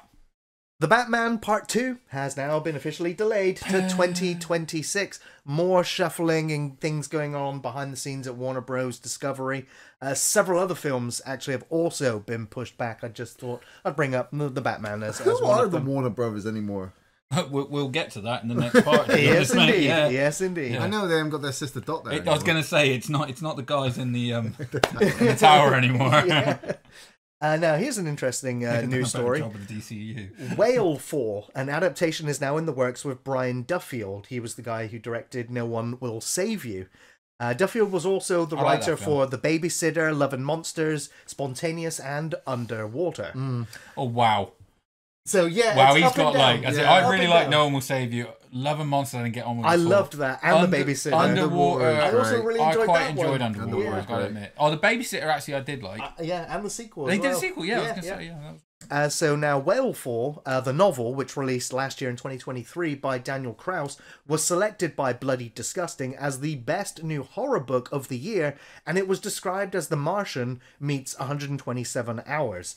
Now, the story follows a scuba diver in search of his deceased father's remains who gets swallowed by an 80-foot, 60-ton sperm whale and has only 1 hour to escape before his oxygen runs out. That's Pinocchio. It is Yeah, Pinocchio, it's yeah, Pinocchio. but we're going to be Okay. doing this live action, I suppose, for real. Well, Now, yeah, but apparently in the Jonah- novel, they go into the Jonah the scientifics about how he is surviving inside the whale. well, I bloody hope so, because otherwise it would be a crap film. Well, exactly, yeah. And now, but the thing is, it's also more about the internals, about what's going on with the character that's in there, who's dealing. I mean, it's a tale about a young man who's also given up on life, only to find a reason to live in the most dangerous and unlikely of places.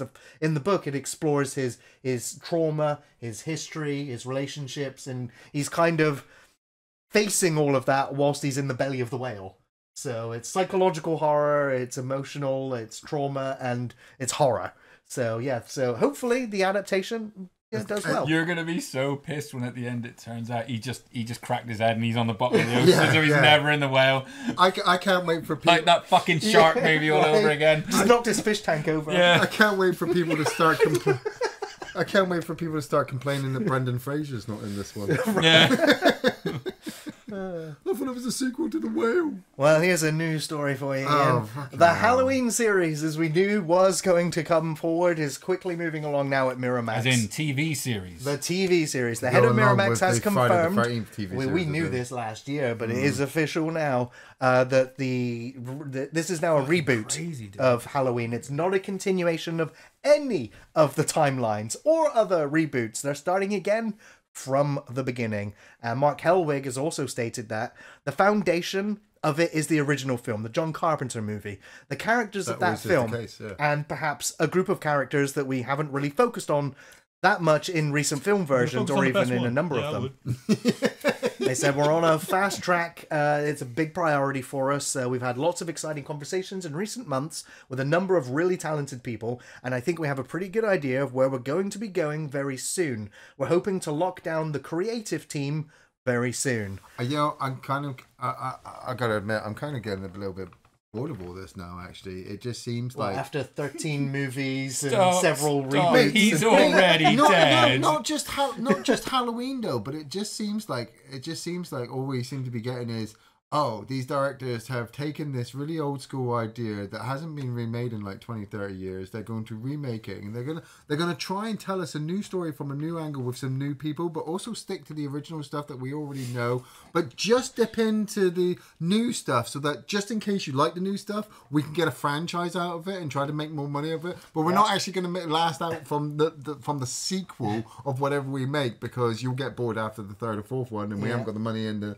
It's been a license to print money as Halloween ongoing, they're not going to let it go. But not just Halloween. Literally, what you've just said there, I was applying to what they were doing with The Crow. Yeah. You know, they're just and the same thing with the Salem's Lot stuff. Yeah. You know, if we can't get it into the cinema, we'll stick it on streaming services. Yeah. And if it does well on the streaming services, we'll turn it into a film. Listen, dude, if something old is successful at the end of the day, any studio that owns it is going to go, look, surely we don't have to do that much work because the thing exists already.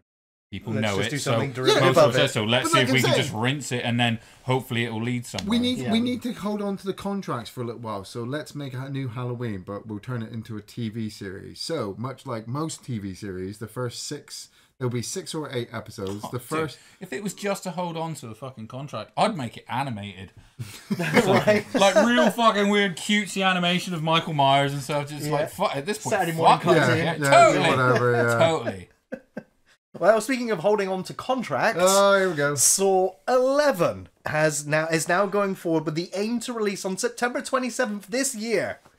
Now, this is the first time in a while that the Saw movies have had back-to-back releases of Octobers, but filming hasn't started yet. No cast confirmations yet. The thing isn't even written yet, but they're like, it'll get done. I'm getting Jeepers Creepers 3 vibes, or whatever, or 4, whatever fucking. We'll shoot it in 20 days. We'll edit it in 2. No, it's all good. Look, I've got an iPhone.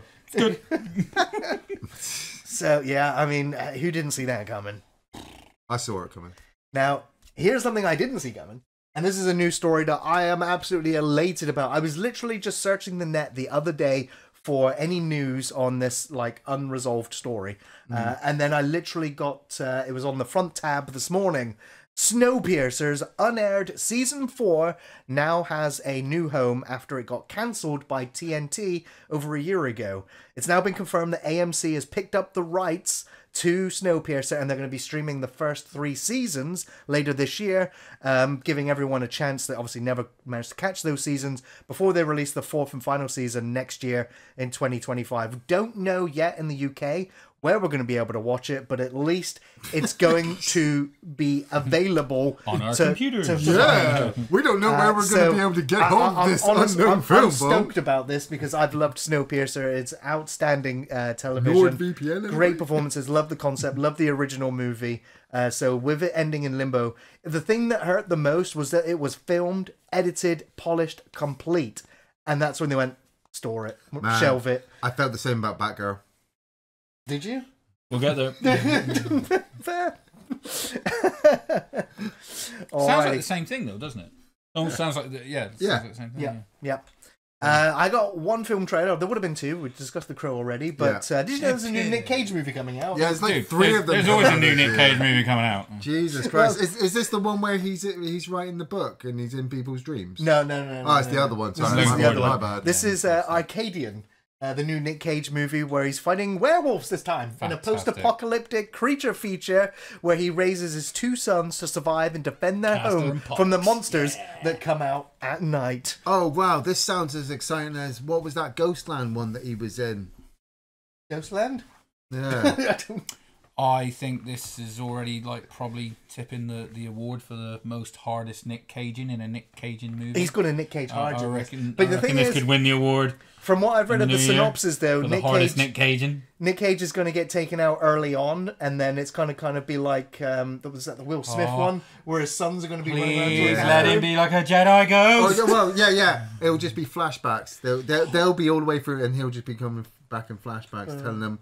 You know, they'll kill like a bear with a stick, and then it will show how he sharpened the stick when they were younger. And went,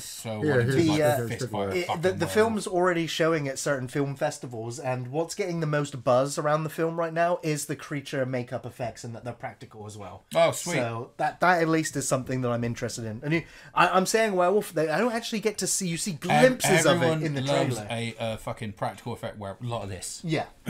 A lot of swiping, lots of claws. Just duck and weave, Cage. Duck and weave. So I'm like, yeah, Just Nick Caging hard. Well, that's going to conclude the first part of the podcast. We are going to take a small break, but when we come back, we are going to be discussing the entire DC Extended Universe. Yes. And we'll come back to part 2 of the podcast, where Andy is going to be taking us through the DC Extended Cinematic Universe of superhero movies.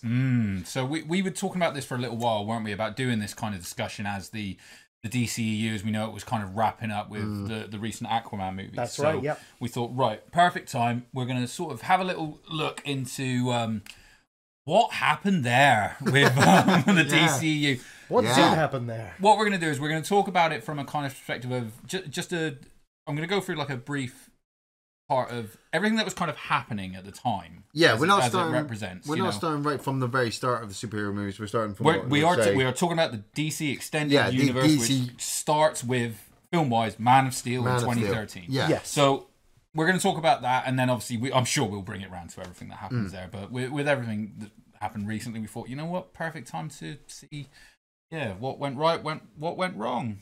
Let's we'll let you decide. So.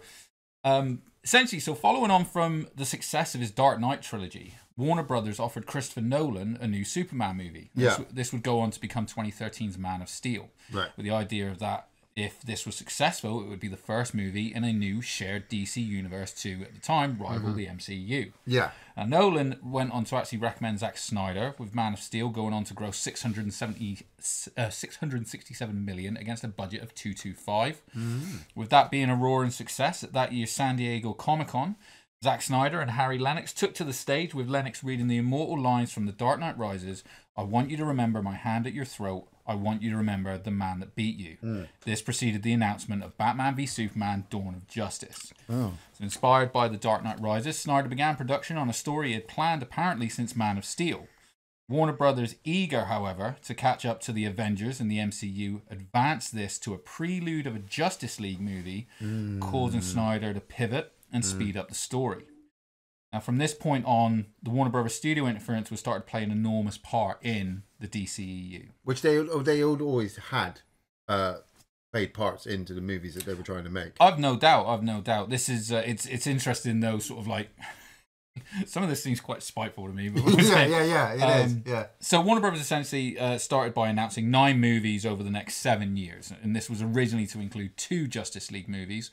Was then quickly changed to 3, bringing Snyder's total deal to 5 movies. Now, following a review of the Batman v Superman script, Warner Brothers that were reportedly unhappy with and started rewriting it in pre-production. They then, in post-production, asked Snyder to cut 30 minutes of it to make it sub 2 hours. The tactic behind this was apparently to squeeze in more screenings of the movie. Yeah. BVS ended up, though, grossing $872 million against a budget of $263 million, making it a huge success. Yeah. Now, the biggest complaint, though, from fans regarding BVS was this incohesive story. Following this, Jeff Johns and John Berg were put in charge of all DC products going forward. Snyder then started to plan his 3 Justice League movies to follow up. In the meantime, a dark and gritty trailer dropped for the studio's next project, Suicide Squad. I mean, probably what is the best example of how reactive the Warner Brothers executives were at the time, Suicide Squad not only went through runtime cuts, but also reshoots of a production that began in 2015 prior to 2016's Batman v Superman. So these reshoots were based just on like their opinion so far of the movie that hadn't even come. Yeah. Now, David Ayer's first trailer for Suicide Squad showed a gritty, dark version of these characters. Due to the BVS dark tone response and Warner Brothers wanting a version of something closer to Guardians of the Galaxy matching MCU's lighter tone, they reordered reshoots. Yep. And according to Ayer, this was largely influenced as well by Deadpool, so Suicide Squad actually became a comedy, which you can see kind of based on the difference in the final product, but also that last trailer that dropped comparing it to the first one. Yeah.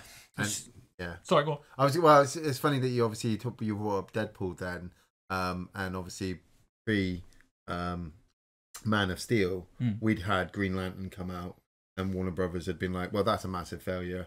Let's never have Ryan Reynolds come into our universe ever again and make any movies because he's such a bad actor. And Marvel went, thank you. Oh, that wasn't Marvel. That was 20th Century Fox. That was Fox. Was it Fox who did? Oh, wow. The Deadpool 3 is going to be the first one actually under the Marvel banner. That's right. No, but that's what I'm saying is Warner Brothers were like, well, Green Lantern was a failure. We don't need Ryan Reynolds anymore. And I feel like they should have brought him back for Justice League. They should have had Green Lantern in there. He would have taken the comedy. Well, they intended to bring the Lanterns in the following films. In 2 and 3. Yeah. So Suicide Squad went on to make $745 million against a budget of $175 million. Still very impressive. Still very impressive. Now, the other project that was in pre-production before Batman's... I'm just calling it BVS. Yeah. Before BVS was Wonder Woman, helmed by Patty Jenkins, starring Gal Gadot, with a story by Zack Snyder. Now, again, Wonder Woman suffered from lengthy reshoots, this time mostly due to its in its final act, due to the Warner Brothers exec wanting David Thewlis' character to actually changing to Ares. Now, this was, according to Jenkins, held off to be enforced until the last minute, meaning they had no time, which also, to her, as she says, explains the version of it that we actually got.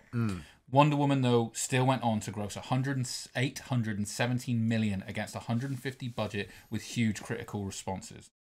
It was also probably one of the, Marvel had still at that point not released a female-centric superhero movie as well. No. Yeah. Not DC got that one out of the gate first. They did, man. And I still maintain Wonder Woman is, despite its problems even reading that Patty Jenkins said about the problems with the end, I'm like, yeah, you can see it, because the rest of that movie is pretty fucking solid. Even though I can't remember much of anything of that first movie, I can still hear the Wonder Woman theme tune. The funny thing is, don't make you want to fucking work out. The funny thing is, Wonder Woman, I can remember her being on the island, her making up with Chris Pine, him crashing there. Them going to the World War trenches and her doing that run across No Man's Land. That No Man's Land scene is tight. That was great. It's all right. It's not amazing, but the end is so dark and so bad. I've watched that film 3 times and I still can't really tell you what happens in that final now you know why. sequence. Yeah, because it was rushed. Because they were like, no, we want this to happen, and they were like, we don't have time. They're like, you're gonna have to make it happen. And that's what they could do. I remember when Professor Lupin turned into Ares. But I can't. Whatever else happens after that, it's just like, well, yeah, it's a blur. Well, basically, at this point, Snyder is then planning his 2 Justice League sequels to follow on to the first Justice League movie, with these movies being set to explore the dark future that was teased in Batman v Superman and Justice League 1. So wait, so Justice League has already come out. Yes. He's lost his daughter, so he had to step away. No, I'll get there. That's not happening yet. Well, that was halfway. Yeah, I was going to say that's halfway through. I know, I'm just saying, but I'll get to right. Okay, carry on. Sorry. So again, Warner Brothers want that lighter MCU tone, and in April 2016, Justice League starts filming. All the while, Warner Brothers reportedly wanted to remove Snyder. Yeah. Tragically, in May of 2017, Snyder's daughter passed away, forcing him to leave the project.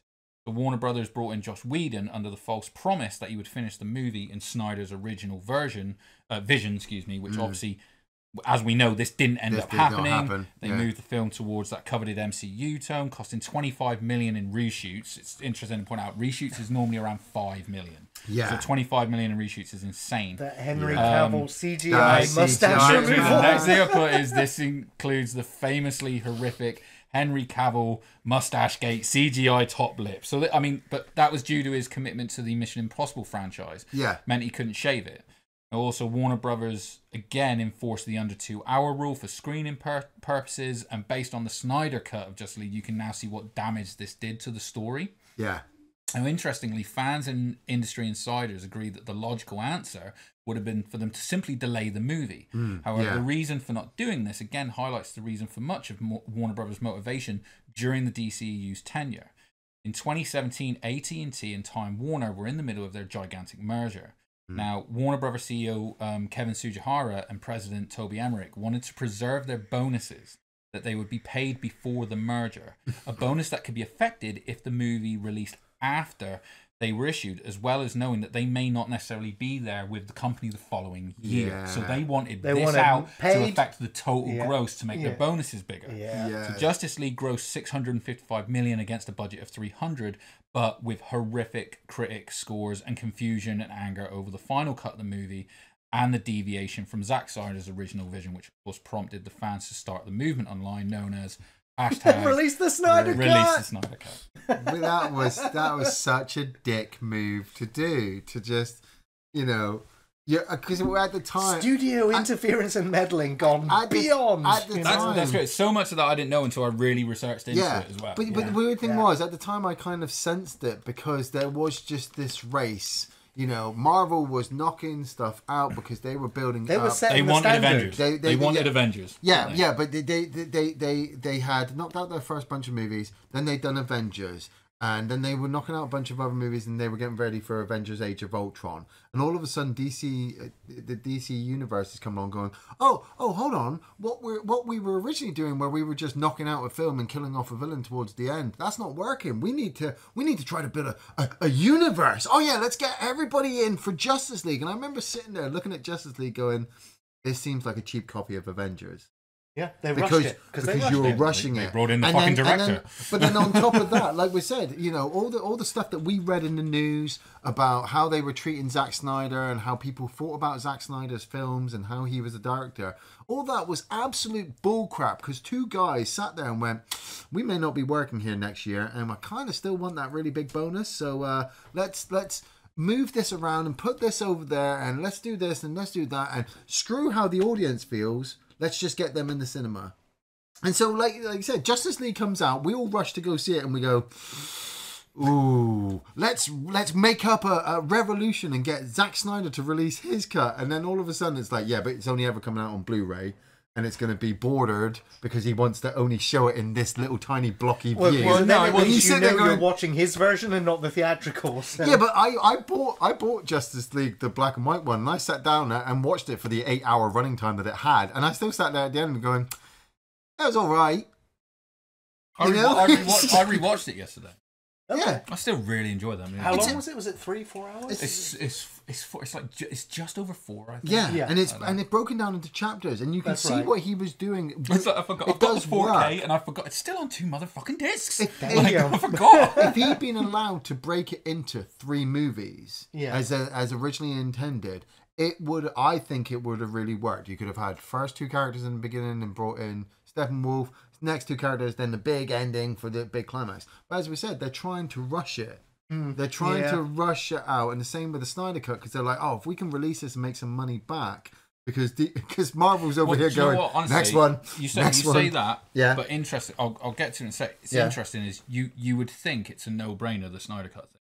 It's interesting to see the motivations and like the decisions. Right. It. Yeah, Money. yeah. Now, do you know? Yes and no. Well, I'll explain. It's very weird. So sure. So in May of 2017, Warner Brothers started production on Aquaman. This is around the same time that Zack Snyder left the Justice League movie. Yeah. And when Aquaman entered post-production, they also hired Walter Hamada, is the name you're going to hear a lot, as president of DC. So Warner Brothers now had Hamada, Jeff Johns doing all the rewrites, John Berg and Toby Emmerich, who all wanted to move away from Zack Snyder's vision of the DC universe with a fresh new start and lighter tone. Yeah. So Aquaman went on to gross 1.1 billion against a 160 million budget, as well as being highest one, and it's actually it was a huge critical success. Should be noted that that Hawada had no hand in this, as he joined when the movie was already in post. So moving into 2018, now we see the merger of AT&T complete, with them now running Warner Brothers. During this, Kevin Tsujihara resigned as Warner Brothers CEO due to a troubling legal case involving a female actress. Me Too all over the place. And he was replaced by Ann Sarnoff, who was now Toby Emmerich's boss, who was in turn in charge of Walter Hamada. Okay. 1 month following this change in leadership, released a statement stating that the Snyder Cut did not exist, and this was an attempt to quell that fan movement of the hashtag. But we knew it did. Well, this is the thing. That 1 year later, in 2019, Shazam was released, grossing 363 million. 363 against 85 million budget, with a high critic and audience score. Yeah, because however, parents are taking their kids to see the superhero movie. Well, exactly. That's what they wanted, though, right? But however, there was the faceless Superman cameo led to the speculation as to why Henry Cavill didn't reprise his role. So the internet started theorizing that it could be down to money, it could be scheduling, or it could be Cavill's reluctance to play the character again. However, reportedly, the reason was down to Warner Brothers not wanting the character of Superman to return.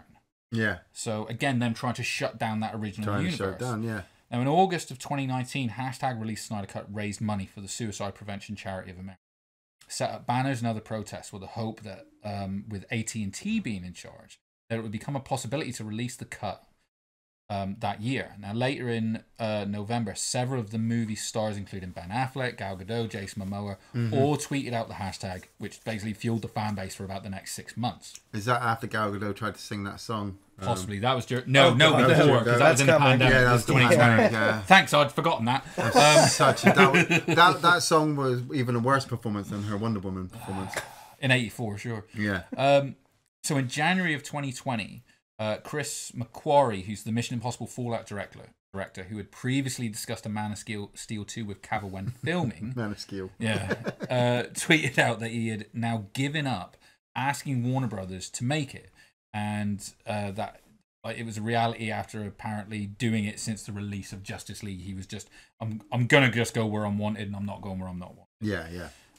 Birds of Prey was then released in February of 2020. Oh, God, yeah. Keep forgetting that now, film exists. bear in mind that it grossed $201 million against its $81 million budget, but most films need 2.5 times their budget just to break even. Yeah. Just to put it in context. Because now, put it this way, when we talked about the numbers are going to start coming down now. Yeah. So again, it made it a flop in Warner Brothers' eyes. And again, this was another one that was overseen by Walter Hamada. Right. So in May of 2020, during the COVID pandemic, Zack Snyder hosted a Man of Steel watch-along that was attended by Henry Cavill. During the Q&A section, they were asked when they were going to release the Snyder Cut, which Zack Snyder finally confirmed that they would be releasing it to the new streaming service HBO Max in 2021. Now, this news naturally broke the internet, showing to many what fan demand could do to affect a studio. Oh, it's always, a fan demand can always change the way you think. No, not usually. I mean, mate, I think it's only been but it very can happen. recent. Sonic is obviously the big one I always think of. Yeah. Ironically, I don't go straight to release the Snyderverse. I'm always like, that fucking Sonic. Like, the way he looked in that first trailer. Thank God we did. Eyes. Thank God we did something about that. Like, you know. Yeah. Alongside this, however, from the Warner Brothers point of view, they wanted more attention on their new HBO Max platform. Yeah. And with most productions shut down during the pandemic, it was now a no-brainer to simply update an existing cut of a film and release it. So in July of 2020, Ray Fisher, who played Cyborg in the movie, spoke up against the abuse he witnessed and suffered by Joss Whedon on the Justice League set. Yeah. He cited that this was enabled by Jeff Johns and John Berg, and while no real resolution came of this, Jeff Johns and John Berg and Joss Whedon all disappeared from Warner Brothers during the time. Yeah. Much later on, Fisher also stated that when he brought this up to Hamada, Hamada tried to throw Whedon under the bus in an attempt to save Johns and Berg. Shooting forward a bit, when Hamada would also eventually leave in 2022, afterwards, Fisher tweeted out that Hamada had tried to protect his toxic and discriminatory colleagues and failed, calling him a product of old Hollywood cronyism. Now, at this point, the public reputation of Warner Brothers started to decline. Wonder Woman 84 releases in December of 2020, simultaneously in cinemas and streaming platforms, leading to $170 million gross from a $200 million budget, along with a bad critical score. What film was that? Sorry? It was Wonder Woman 84. It was so bad. It was dreadful. It was almost insufferable. It made no fucking sense! No, you're right. It was insufferable. I sat all the way through that movie and I got to the end and I'm like, so this guy makes wishes for everybody. That's the big villain that we're behind at the moment. I just feel bad for that guy she raped. Oh God. Raped? Yeah, Yeah, you know, the 'cause random she- dude who Steve Trevor just took over. Oh, So she was fucking him. Yeah, without his consent. that is right. In Yeah, the sorry. height of the Me Too movement, I might add. Sorry, Alright. I was still a bit distracted by the terrible. You were thinking of singing. No, the terrible No. lasso sequence at the beginning that she's flying around the mall. You know, doing that. I remember when we first watched the trailer for that, and it showed the scene where she's like she's jumping through the air towards a plane, and there's lightning, and she's literally lassoing, literally riding the lightning. Yeah. In a film that's set the year Ride the Lightning came out, which is the song her fucking music is based on, and they didn't use that song. Right. I was sat there like, I watched it. I took Jessie to the cinema to watch it. She wanted to watch Wonder Woman and stuff like that, and I was sat there. I was like, you lazy motherfucker. Yeah. Could have really, didn't know what you had. that could have been awesome. It was Isn't right there. Is it 84 that she flies the invisible jet with Chris Pine? Yes. Yes. Yeah. Yeah. Woman can fly, but she flies this invisible jet. Yeah. Jump far, I would say. Yeah. She didn't so much as She can fly. fly. She she can just Wonder she Woman kind can of fly. hulked it, you know. Right. But Oh, sorry. Yes. Oh, I agree. Yes, she can. But in the movie. Oh yeah. Oh, until she gets the Goldar from Power Rangers. That's right. She gets Goldar's Yeah. armor. I love Then that she- armor in yeah. the comic. I'm not gonna lie. Yes. Such bad DC movie. It wasn't great, but again, just within that time period, it does. I think that really illustrates that kind of that you got that initial pushback of no, we want to move away from the Snyderverse. It doesn't. The cut doesn't even exist. We can't make any more movies because there's a pandemic. Yeah. The Snyder Cut exists. And it's coming out. And did we mention we got a new streaming service? Yeah. It's like, wow, was that a perfect storm Yeah, of bullshit yeah, for Warner Brothers? yeah. There you go. So, moving forward, in March of 2021, Zack Snyder's Justice League releases on HBO Max. Mm-hmm. In a strange incident as well, it actually released a week early by accident. That's So right. I It didn't know did, this until yeah. recently. Yeah, I remember it came out early. HBO Max customers who clicked on the Tom and Jerry movie found themselves watching the director's cut of Justice League. And I remember at the time there was this big thing where it's like, oh, it won't come out on physical media. It's only going to be on Yeah, that streaming. was it. It's only And then like a gonna be month there later, I had it on DVD. Oh, I had it pre-ordered, yeah. But ironically Trying as to well make it is, feel exclusive, so Yeah, that you'll the buy best- it the and best watch they it could. right away. but I mean, due to Zack Snyder's comments on how difficult Warner Brothers made the process, conspiracy theorists perpetrated the idea that it was all done on purpose, citing that Toby Emmerich was still in charge Yeah. and noticed and publicly said he didn't like Snyder. Yeah. So when the Snyder cut dropped, it caused HBO Max to crash worldwide. It scored 71% critical response and a 94% audience rating. Now, 1 week after the release of the Snyder Cut, a record 1.5 million tweets went out with the hashtag Restore the Snyderverse. Yeah. 4 days after this, and Sarnoff seemingly attempted to crush this movement by stating that the Snyder Cut marked the end of Zack Snyder's trilogy, saying that his trilogy was now Man of Steel, Batman v Superman, and the Snyder Cut. Yeah. It's made fucking no sense to anyone since the Snyder Cut had ended with Darkseid ready to attack Earth and obviously set up. We'd already seen following film, storyboards of the next two movie that he had done whilst working on Justice League 1. Yeah. So now some fans then started the hashtag boycott Warner Brothers, fueled by Ray Fisher's tweets and Sarnoff's trilogy comments. Now the issue with this stage of the movement now was that the release movement had done actual real good in the world, such as raising money for suicide prevention. Now with a call to boycott a company, this kind of came off less as a group trying to affect real change and rather a group displaying entitlement in an attempt to get their way, which ultimately tarnished the movement to restore the Snyderverse. 4 months later, James Gunn's The Suicide Squad released in cinemas and on HBO Max. Yeah.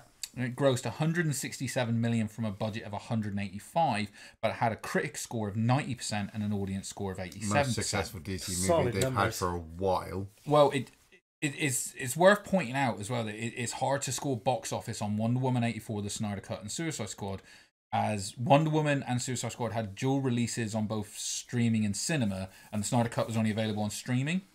While the Snyder Cut was the fourth most streamed movie of 2021 across all streaming services. What's interesting is Warner Brothers don't release their streaming numbers, right? And Warner Brothers were sued for lying about the number of HBO Max subscription prior to the AT&T merger, inflating the numbers by reportedly up to 10 million subscribers. Oh, yeah, Warner Brothers. You Damn. really just...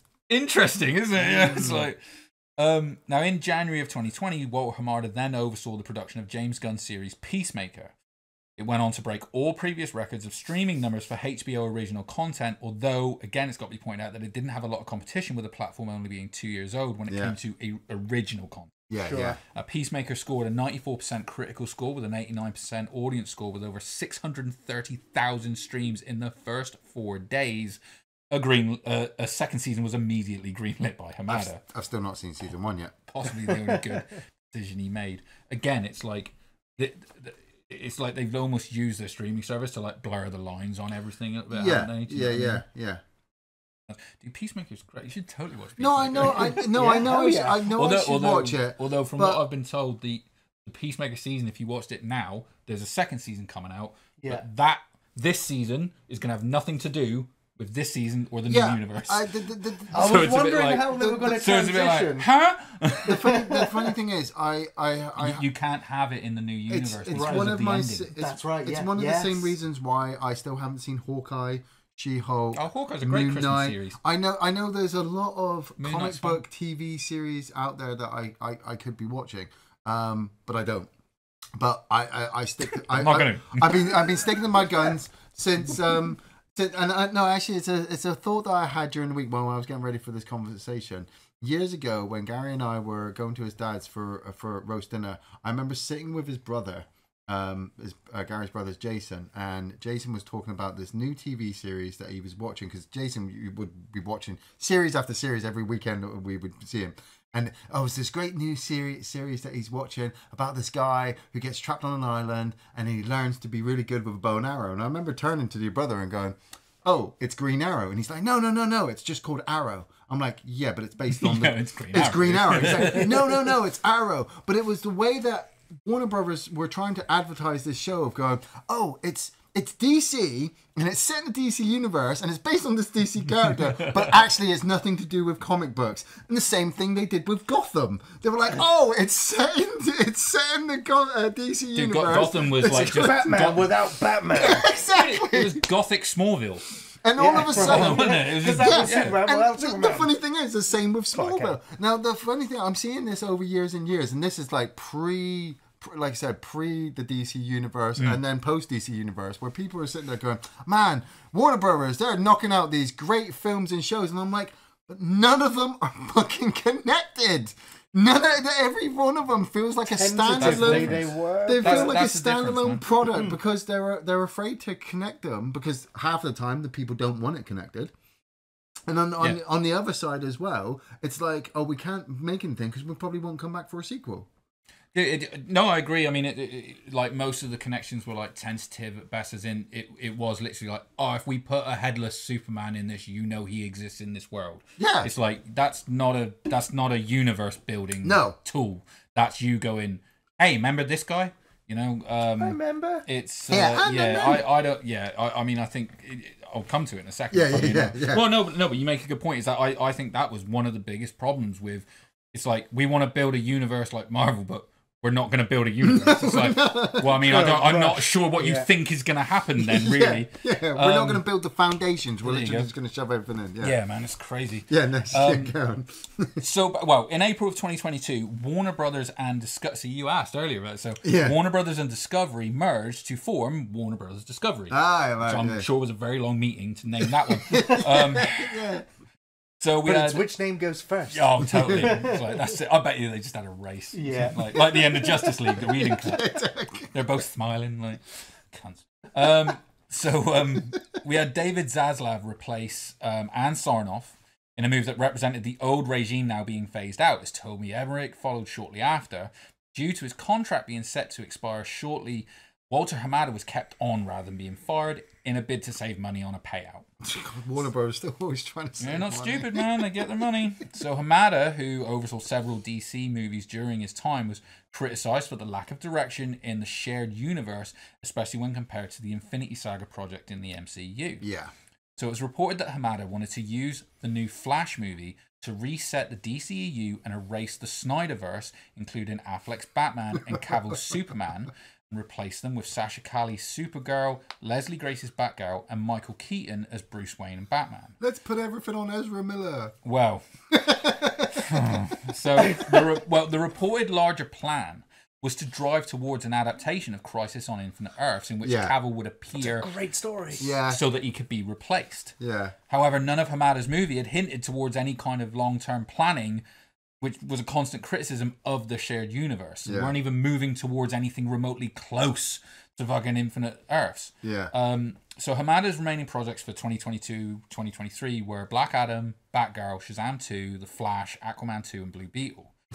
Now, at this point, Hamada secretly hires James Gunn to write a new Superman movie. We then get Black Adam, starring Dwayne Johnson, as the first one of these projects with the studio.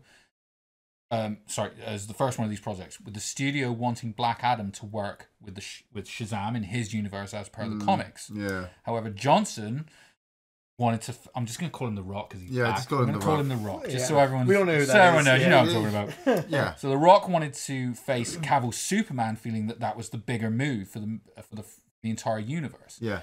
This then was blocked by Hamada due to him hiring Gunn to write a new Superman movie and wanting to move away from Henry Cavill. Yeah, and they'd already fired Cavill at this point, so they didn't want to come bring him back again. He wasn't involved yet, but then Yeah. So at the time, the new bosses, Hamila Abdi and Mike DeLuca, who came over from Discovery, went about making immediate changes to the DCEU. At San Diego Comic-Con, The Rock appeared as Black Adam and started to cast some shade over a fight between his character and Superman, stating that it would depend on who played him. Yeah. So The Rock had stated that he pushed for Cavill to be in Black Adam multiple times and was shot down by Hamada every time he asked him. This led to him going over his head to the new bosses, who, being fans of Cavill in the Snyderverse, agreed. So following this, they went about making changes to the next 5 movies under Hamada's control in an attempt to bring back the DCEU. David Zaslav made the decision in August 22 to shelve the Batgirl movie, citing that it didn't meet Warner Brothers standards, despite it being public knowledge that this was to recoup the $100 million budget during the crossover. Yep. 1 month after this, Cavill filmed cameos for both Black Adam and The Flash. Yeah. So when fans saw the cameo in Black Adam, though there were questions over the choice of the blue suit from Man of Steel and the lack of Zimmerman's score, this led them to believe that this was a Superman that followed on from the original Justice League rather than the black-suited Superman from the Snyder Cut, so that we were going to pick up from that originally much-derived Justice League movie. So Black Adam went on to gross $393 from its $200 million budget, which Warner Bros. Described as disappointing. Although it fell flat with critics with a score of 39%, the audience score was actually a high 88. I've still not watched it. I've got it on DVD. You've missed nothing. I've not. Don't watched even unwrap it. I don't know what. I'm assuming The Rock watched it and reviewed it 88. I keep meaning to because Pierce Brosnan's in it. I'm like, I like him. It's literally the best thing in that Yeah, movie. that's what I've heard. But well, funny enough, and the whole Justice Society actually. But in October of 22, Hamada left Warner Brothers. At the same time, there were 2 filmed endings for the Flash movie. One with cameos from Cavill and Godot to set up a Man of Steel 2 and a Wonder Woman 3. And one with Michael Keaton being established as the universe's Batman, the scene that eventually went to Clooney for no reason. Yeah. With Supergirl also being the only Kryptonian left and Affleck as the Batman lost in time. Now, 1 week later, Cavill announced that he was back as Superman, which was a moment of huge celebration for the fans. Fortunately, he didn't know what was coming next. Yeah. So in October of 22, Warner Brothers Discovery announced that they were turning DC into their own studio, hired James Gunn and Peter Safran as co-CEOs, with James Gunn running the story side and Safran the business.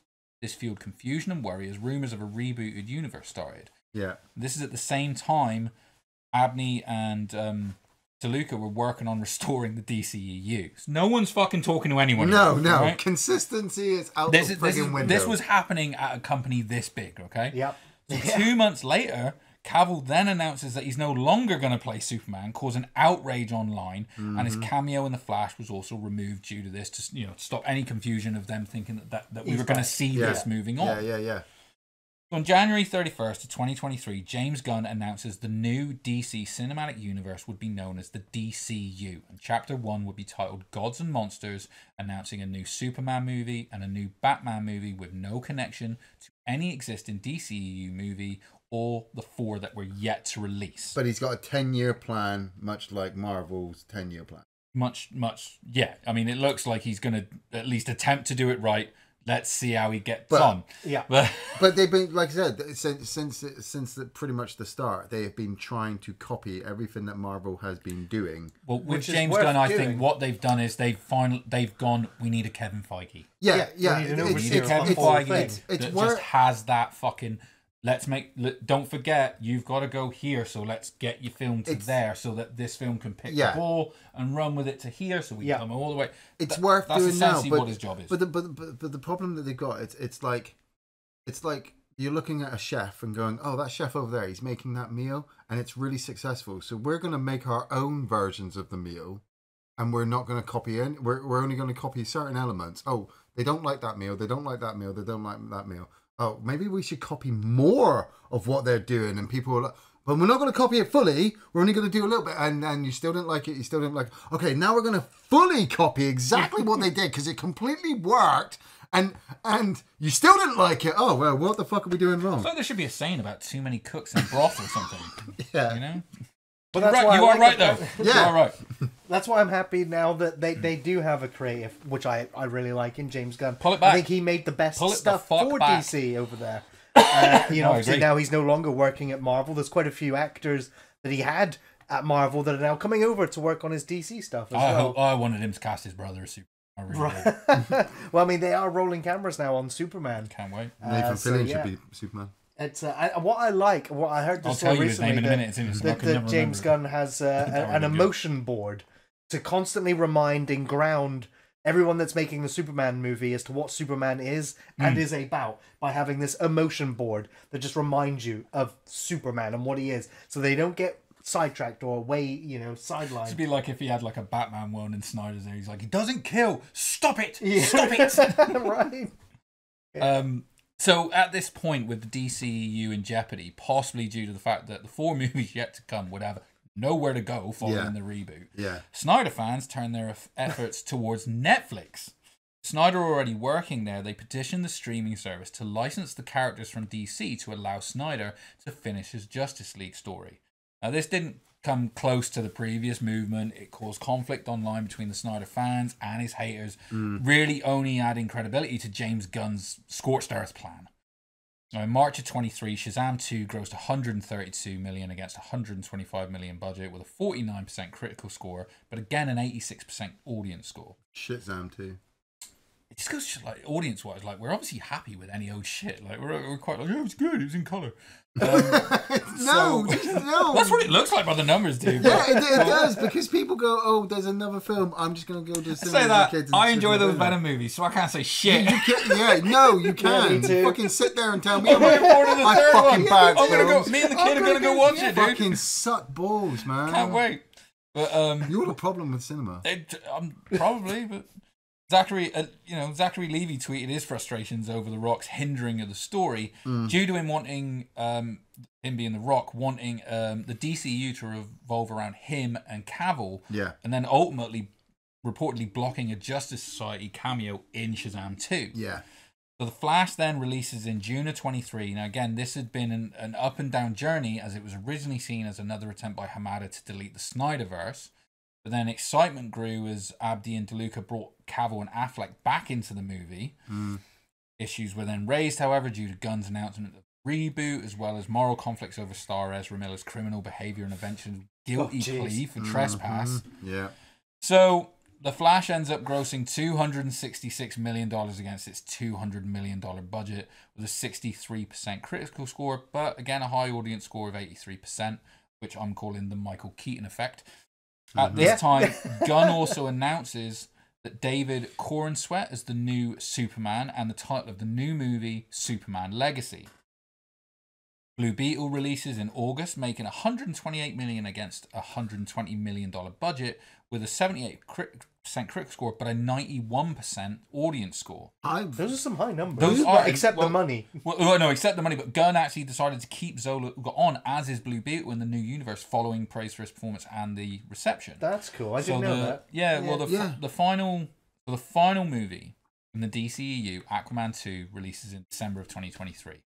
Following again, multiple reshoots following the incredibly public case over an Amber Heard. 2 Johnny years Depp. of reshoots. It's crazy. Yeah. The movie made $430 million against a budget of $215 million, with negative critical and audience scores.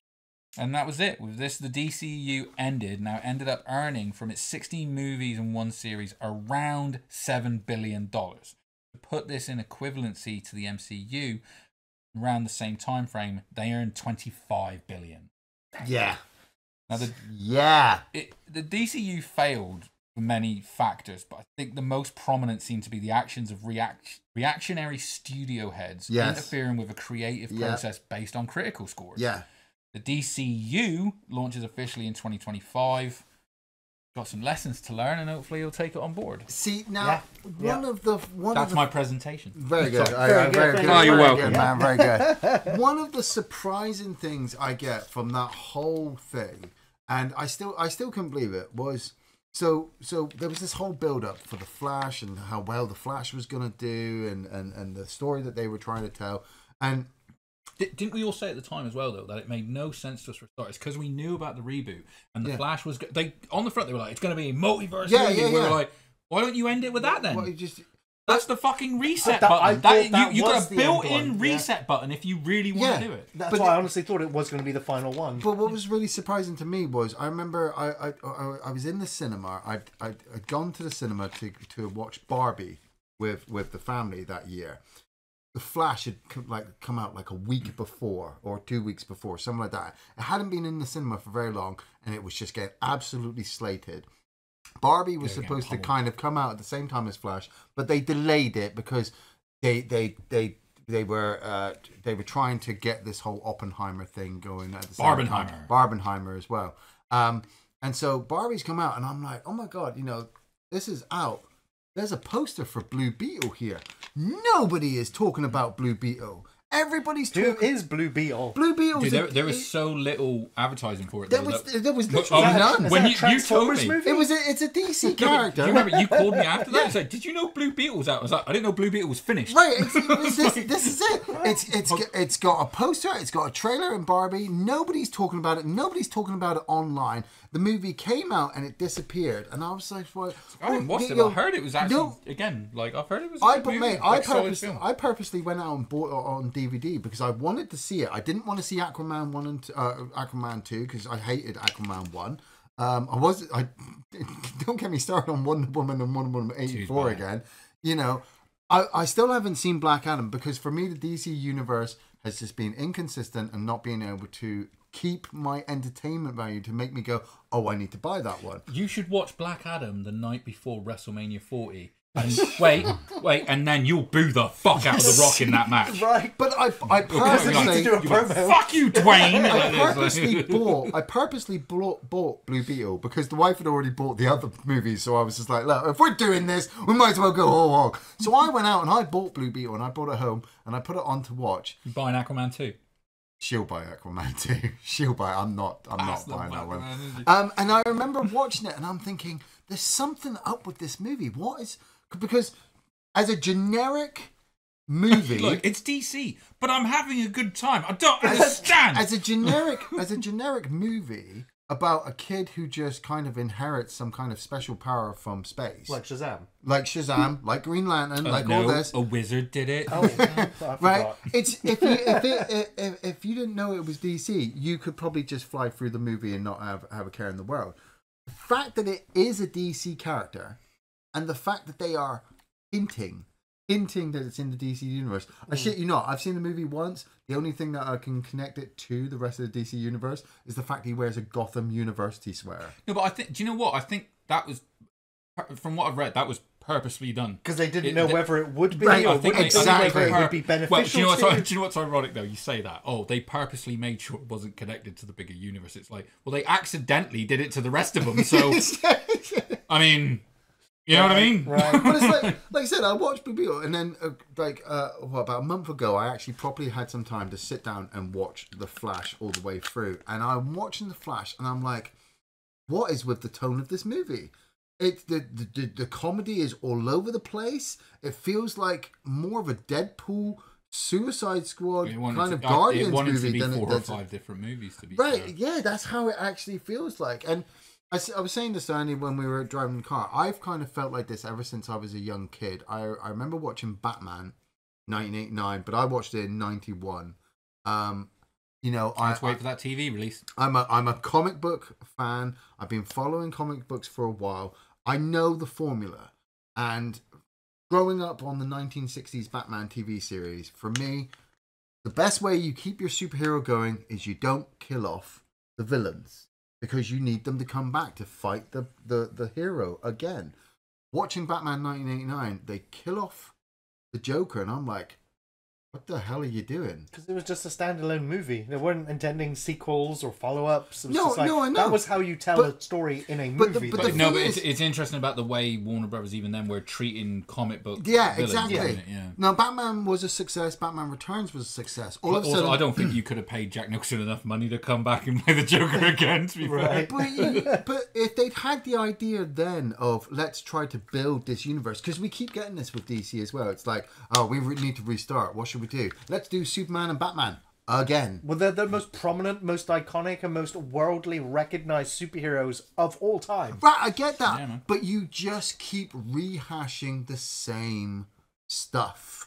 You know, you like. Well, I think they certainly keep making the same mistakes. Do you know what I mean? And, Yeah. do you know what? I think some of it as well might have been because, you know, Warner Brothers, when they but when they finished Harry Potter, they were like, fuck, what's our other franchise again? Yeah. So it was like we needed to, like, you know, they were just fucking raking in that fucking Harry Potter Warner money Brothers for years, and I didn't- think yeah.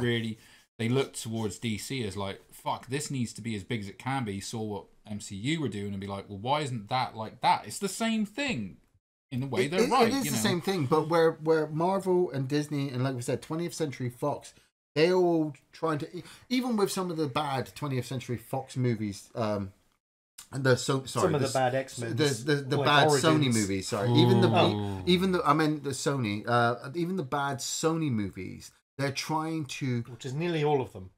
yeah. They're trying to connect Morbius. them all into a kind of universe as well. Because they own the Sorry, Spider-Man do you know universe. you say that as well? Is I literally before we came out here, I saw a quote from Yeah. Michael Keaton where he said, "Even I don't know why the Vulture was." It was just like I was like, perfect. Right. Yeah. And- Do you know what? Sorry, just another thing as well. It was literally about a week or so ago. Zack Snyder was on the Joe Rogan podcast. Yeah. That is a really interesting interview where he talks about his whole thing. And you know what? Don't get me wrong. Some people seem to really diehard love Zack Snyder, and some people really diehard hate the guy. Yeah. And I'm like, I don't know. Yeah, I get what you're like some of saying. his stuff. I like Sucker some of Punch stuff was and- good. Like, Army of the Dead sucked balls. I can go up and down on it, but it's really interesting. If you watch that interview, it's nice to have him explain what he likes and why he does what he does. And I think you gain a lot more perspective on an artist and their interpretation of things and what they want to do. Yeah. You know what I mean? So Yeah. I'd recommend if you get a chance to watch that interview because it was really interesting. I would be Really curious good. to listen to. I mean, I'm 50-50 on Snyder. I literally his films, I'm 50-50. Do you know what's so I funny as understand well? that split. Is after watching the Snyder Cut last night and like some other bits, things that he was talking about on that podcast, it actually made me go like, you know what? I really didn't like Rebel Moon. That's no secret. I said that No, from the start. I'm not doing But Rebel it's Moon. kind of made me thought, I think I might give that cut of his a chance. Sure. The way he was talking about it. And again, a lot of it is just, you talk about something with enough passion. Yeah, you get involved in it. Yeah. All right, you might have sold me on this. So I'm actually going to give it a go based on that because everything that I sort of learned and researching all this stuff online is, and again, listen, stuff I took from videos and articles and stuff. I don't know if it's fucking true. I could all be wrong. You know, don't kill me in the comments and tell me everything you said was fucking wrong. But anyway, what I mean is, it's sort of like it really it made me feel more again for that kind of like, you know, sometimes maybe we rag on this stuff and it's like, dude, they were just as unhappy as you were. David Ayer famously is famously like there's an Ayer cut of Suicide Squad in that original gritty tone, and he's famously like, yeah, I weren't happy with that fucking movie either. You know? Yeah. And that's what I'm saying. Before even the DC universe was going on, you're looking at something like Batman Forever. You're looking at the trials and tribulations that Val Kilmer had to go through to play his role. You know, we got the same thing with Batman and Robin. You know, the way that people talk about George Clooney. Oh, George Clooney can't act. No, George Clooney can act. But when the studio is there forcing a badly written script into your hand and telling you, if you don't act this out, we're going to blacklist you from Hollywood for the rest of your life. You put yourself out there. Make you wear rubber nipples. When I finished watching The Flash and saw George Clooney get out of that limo, I'm like, what are they doing? And to me, it was mainly Warner Brothers going, we're trying to be cool. First time I watched Flash, I was like pretty much half cut drunk. Yeah. Watched it with Donna, and I got to admit, when he got out of that fucking limo, I popped hard. I don't care what people say, but it's like, Suicide Squad 1 wasn't very good because of studio involvement. That is generous. And then, and then on top of that, the emancipation of bloody Harley Quinn and the Birds of Prey. Who sat there and went, that would be a very good idea for a film? Why? Well, why? Because Margot Robbie was doing well and popular at the time. Is very good in that role. So as well. but. I like doing the Suicide Squad. I thought she was great in bad that. script. Hand it to her. Make this film work, or we'll blacklist you from Hollywood as well. Same thing that they tried to do, like we said, with Zack Snyder.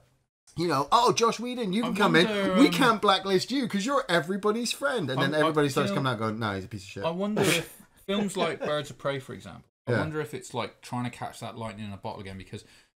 Birds of Prey is kind of like a lesser known sort of like everyone fucking knows. Your mum knows who Superman is and Batman is. Yeah. So do you think that maybe Birds of Prey is like an attempt at a studio of like we want to capture that light in a bottle that again Guardians of the Galaxy did. No one fucking knew who Guardians of the Galaxy were. They are, and it came out and all of a sudden it was like fucking boom, Because they released Birds of Prey and they go, oh well, everybody hated Captain Marvel, so Birds of Prey can't be as bad as that. And it's like, no, you can, because Captain Marvel was constructed for this element in this one series of movies. Yes, it's not the groundbreaking movie that everybody thought it was going to be, but it never intended to be. We knew before Captain Marvel dropped. Captain Marvel came out at a weird time though, didn't it? Because it came out between Infinity and Endgame. Because they had to slide it. They had to slide it in. They were really no one gave a fuck. They were like, we just want to see Endgame. Yeah, but they're ticking the box of getting this female character because, like we said, they hadn't made a female orientated movie at that point. Yeah. So Marvel were like, look, we're getting some backlash with this. We've got to get this movie out. They hadn't really had they. No, Captain Marvel was the first one. It also brings me. This is also my other favorite point. Fucking pandemic. I know because it was set earlier. It always makes me laugh that we got Avengers, but we never got Namor, and it really bugged the crap out of me. That how can you start this Avengers series and not have one of the original Avengers there? But it was. But you watched Wakanda Forever? Yeah, I did, and actually, I really do like that movie because. You are taking this idea of this guy who's got wings on his feet, and they're like, look, we're basing this because the Marvel Universe is really based in kind of a realistic world. It's a comic book world, but they're trying to give it a realistic tone, much like Snyder tried to do with the darkness of his DC movies. I mean, I suppose they use real cities, for example. So they couldn't bring a guy in who's pretty much a god and flies and super fast because then he would overshadow pretty much all of the other superheroes. Well, yeah, they wanted to keep the scale planetary before they went galactic. But also on top of that, DC had already ran out forward going, well, we're going to get Aquaman out. And Aquaman and Namor are two clashes of both the comic book worlds that are absolutely useless characters in the grand scheme of it. They are. Would you choose Batman, Superman, or Aquaman to read first? Superman. Right, there you go. And would you choose Iron Man, Thor, or Namor to read first? Thor. Probably Thor. I wasn't really aware of Iron Man that much until Robert Downey Jr. was cast in the role. Both Namor and Aquaman are kind of pivotal characters for Avengers and Justice League. But they clash so hard that it just felt to me... At the end of the day, someone's got to be Hawkeye. Yeah, DC turn around and go, well, we're going to take Aquaman. It's like, okay, but your movie's bad. Yeah. But what? So I just want to go back. Sorry, I just want to go back on something that you mentioned early on in this segment where you were recapping, and it was something that I forgot how fanboyish and super excited I was at the prospect of seeing Superman and Batman in the same movie together. Hell yeah! And so when that quote was dropped, and if you knew, you knew ahead of time, and so you're like, no, you can watch that. Really? It's online. You can watch that reaction. Yeah, and when it's the for me because I watched the feed of it and I remember seeing the Superman symbol was one thing, but when you got bat symbol behind it, But yeah, and you know that's the Dark Knight Rises That's symbol one of the in most particular. exciting Like, times as a Yeah, comic book fan. but we've been as excited of that. We've been excited of that since we saw I Am Legend and we saw the poster in the background with Will Smith.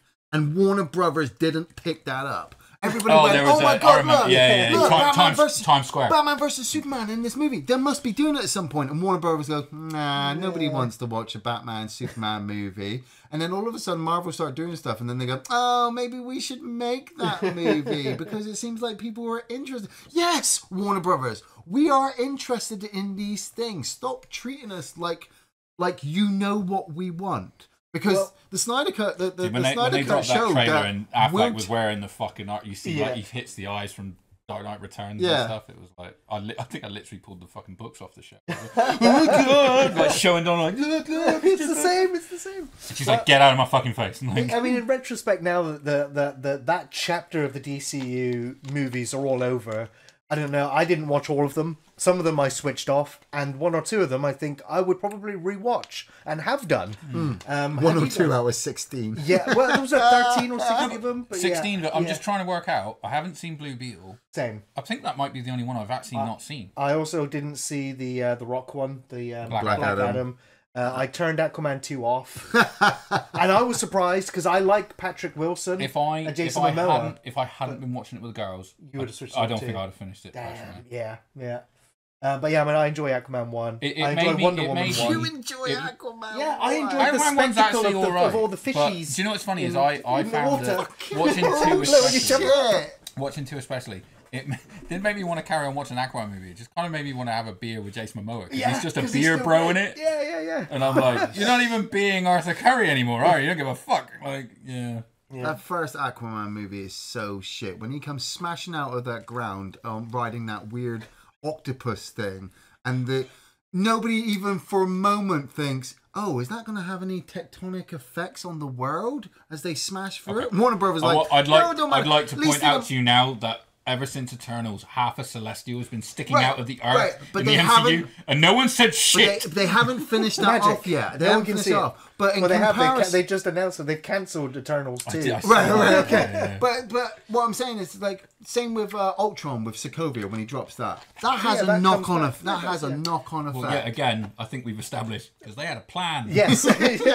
yeah. Aquaman, you're watching this thing come smashing out of the ground, and I'm like, where are the rest of Do the? you know? I think where that are the might rest be of the the only. Justice League? Actually, I'll give Aquaman this. What? I think it's the only movie that I can think of that actually tries to connect it to a universe. Because in that movie, when you're watching it, going, "Wait, where the fuck is this even set?" And Mera's like, "You fought Steppenwolf." I was like, got you. It's after Justice League. Cool. Yeah. So that might be the only time where they did any kind of connection to the fucking movies. Well, no, remember in The Flash as well, The Flash, when he's reversing time, you get to see absolutely everybody. That's what Yeah, but again, they go into fucking universes that aren't even That's connected what to also it. fucking pisses me off as well, is that they turn around and go, "Oh, well, Supergirl. You remember how badly we dropped Supergirl back in the 80s? That's part of our universe. You see, you've got Christopher Reeve there. Remember how we dropped 3 and 4? They also He's in the showed Nick universe. Cage in a movie Yeah. that never existed. Yeah, exactly. They go, Fighting the giant Look, spider that never existed. here's Nicolas Cage in that movie that we cancelled on Kevin Smith because we didn't think it was going to do very well. And I sit there going, "Fuck you, Warner Brothers. Fuck you." You know, "Oh, but aren't you going to come and watch our film in the cinema next time, Ian?" You got No. you got the Flash on DVD or whatever, yeah? Yeah, I got Has it on it DVD. I'm just wondering if like the Cavill cameo's like an extra on it, or are they just No, mate. When you said Cavill was in the Flash, I'm like, I've watched that film You all run the it way through through. your- There's a No, like, CGI. There's a I knew- CGI Cavill. I knew that I knew he'd done the cameo again in the same way I knew that Godot had done a cameo. I mean, I saw the pictures of Michael Keaton wearing the blue suit that Clooney's wearing outside the car, where it shows him. That was the point. It was gonna end on he gets out of the car. I mean, this is how instead bad of the Affleck. Flash is. This is how bad the Flash is. I still don't know why Michael Keaton, Bruce Wayne, is wearing a beard, cooking his own food, living Alfred's like a bum. dead, dude. So he lived like a. So he just lived like a bum. Yeah. Do you know what? I'm fine with that. As in that way, No, like, seriously, he dude. reverts back Are to, you like, making? you know, Are you making this up, or this is what you know from the film? me. what you're at. Well, I don't know. You're asking me to go what happened in something that's not written. But I'm just saying, if you're asking, no, if that's what I'm saying. Wait. Does But the what film I'm saying actually say, "Oh, he's been living in this mansion"? Sounds like you've watched it more than I have. I don't know. Right, I have, but I did. Honestly, I remember the sequence where they go into the kitchen and he jumps around the table and they knock into the floor. I would assume in my head, if I'm going to build myself a little story to fill that gap, is like Alfred dies. He's not Batman anymore, so he's just like, fuck, I don't have to do shit. I don't have to shave. What, am I going to a meeting? No. These two. I go to meetings. I'm not going to fucking stay at a meeting. I'll rock up like this. These two Allens leave where? What, Star City is where Barry Allen's living in this one, to go all the way to Gotham City, and the crime rate's okay. Batman's just been living in his mansion and growing a beard. I guess. Warner Bros. Is such bullshit. Maybe movie. It's the Nolan verse where he's like, honestly, hey, look at the Nolan verse with crime where he's like, hey, if it ain't organised, I ain't getting out of fucking bed. I honestly don't care what.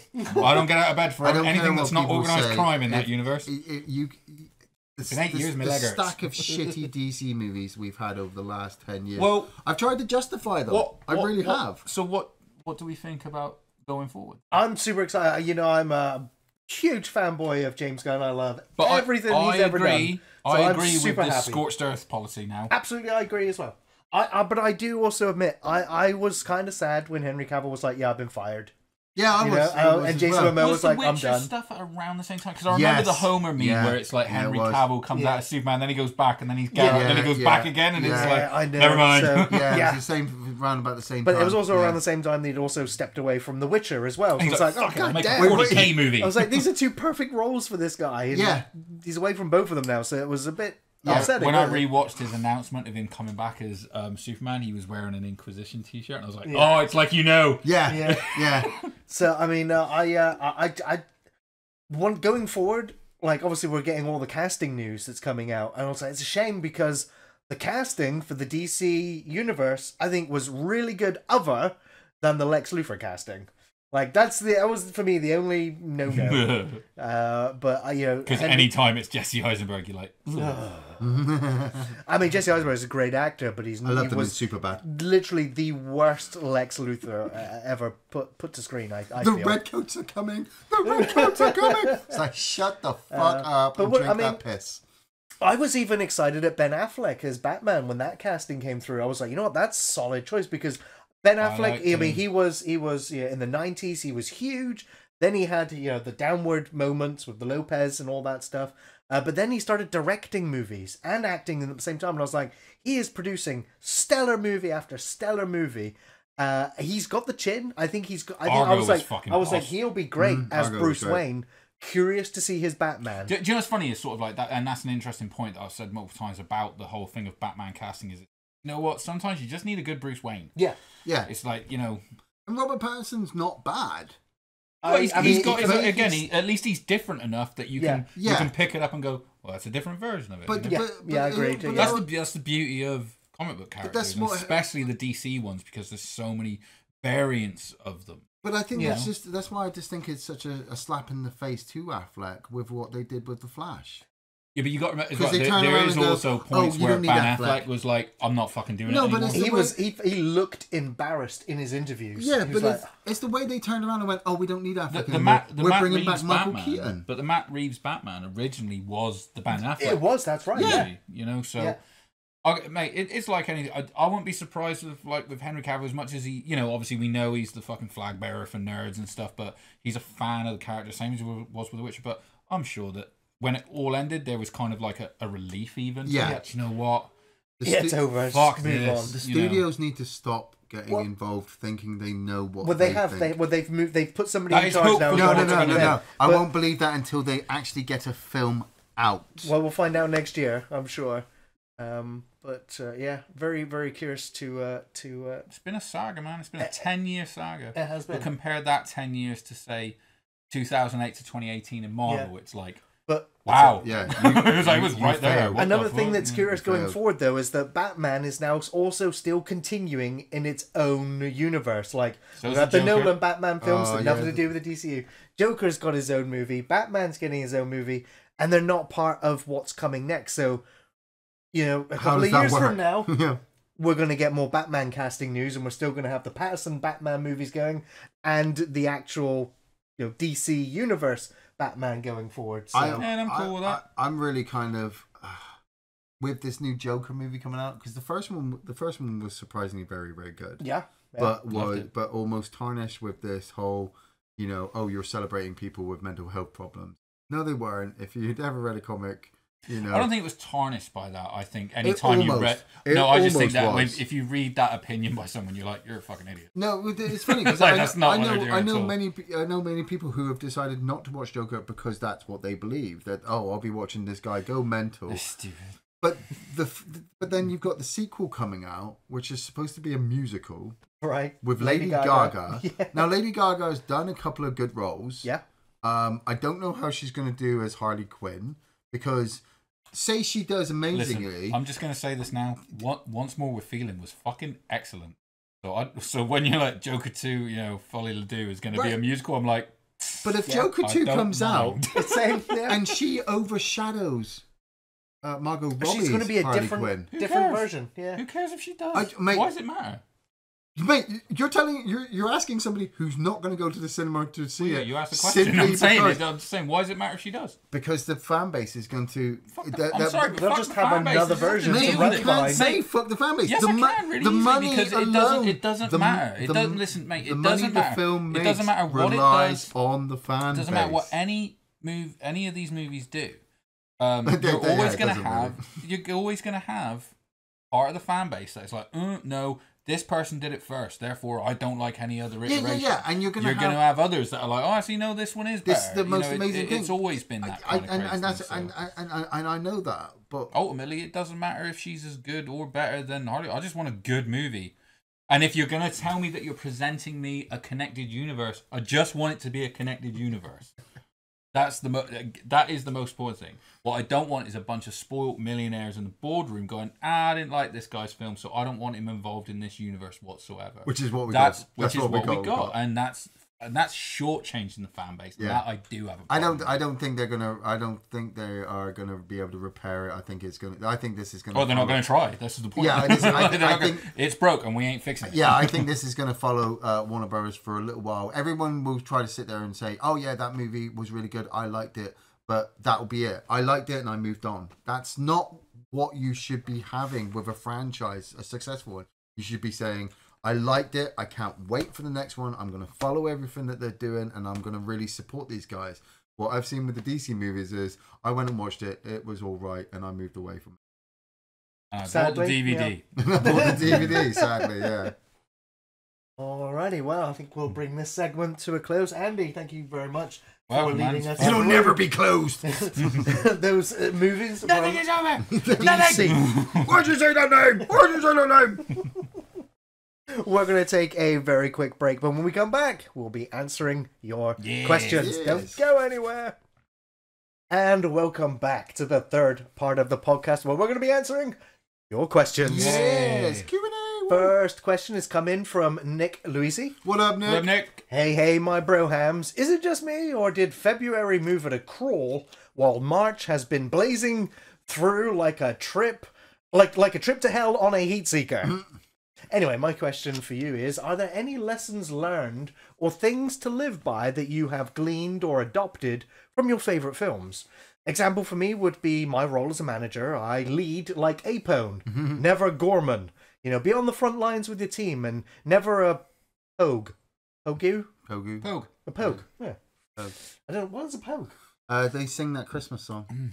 Oh, well, don't be like them. Hope you're all well and you have yourselves a kick-ass weekend. Cheers for the question, Nick. Okay, first of all, February did not move at a crawl. I swear I've only just finished Christmas dinner and it's already nearly fucking April. Exactly, but people are already talking Easter. I don't know how your year is going slowly, mate. Because we've got a shot for that, yeah. Jesus, man.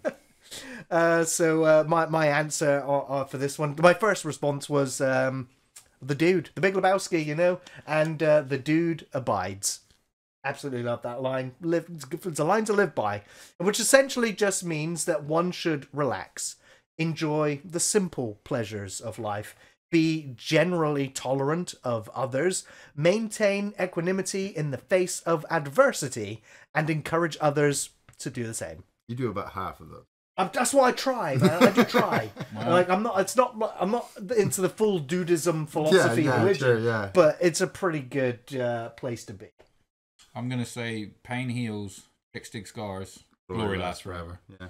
But you know what? Anytime I see any sort of like movie where anyone is, especially like guys around my age that are being in any way kind of like ritualistic about anything, I'm really big into that now.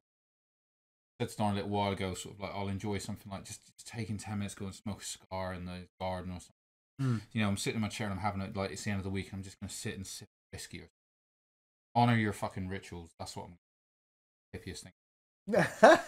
It's true. You should, especially as you get older and you do more. You have a family, a job, and all these different things. So every time I see that in a movie where someone's like taking time out to do something just for them, I'm like, yeah. Hell yeah. I've always grown up watching movies and always tried to aspire to be the good guys in films. You know, because the good guys always a lot of the time come out on top.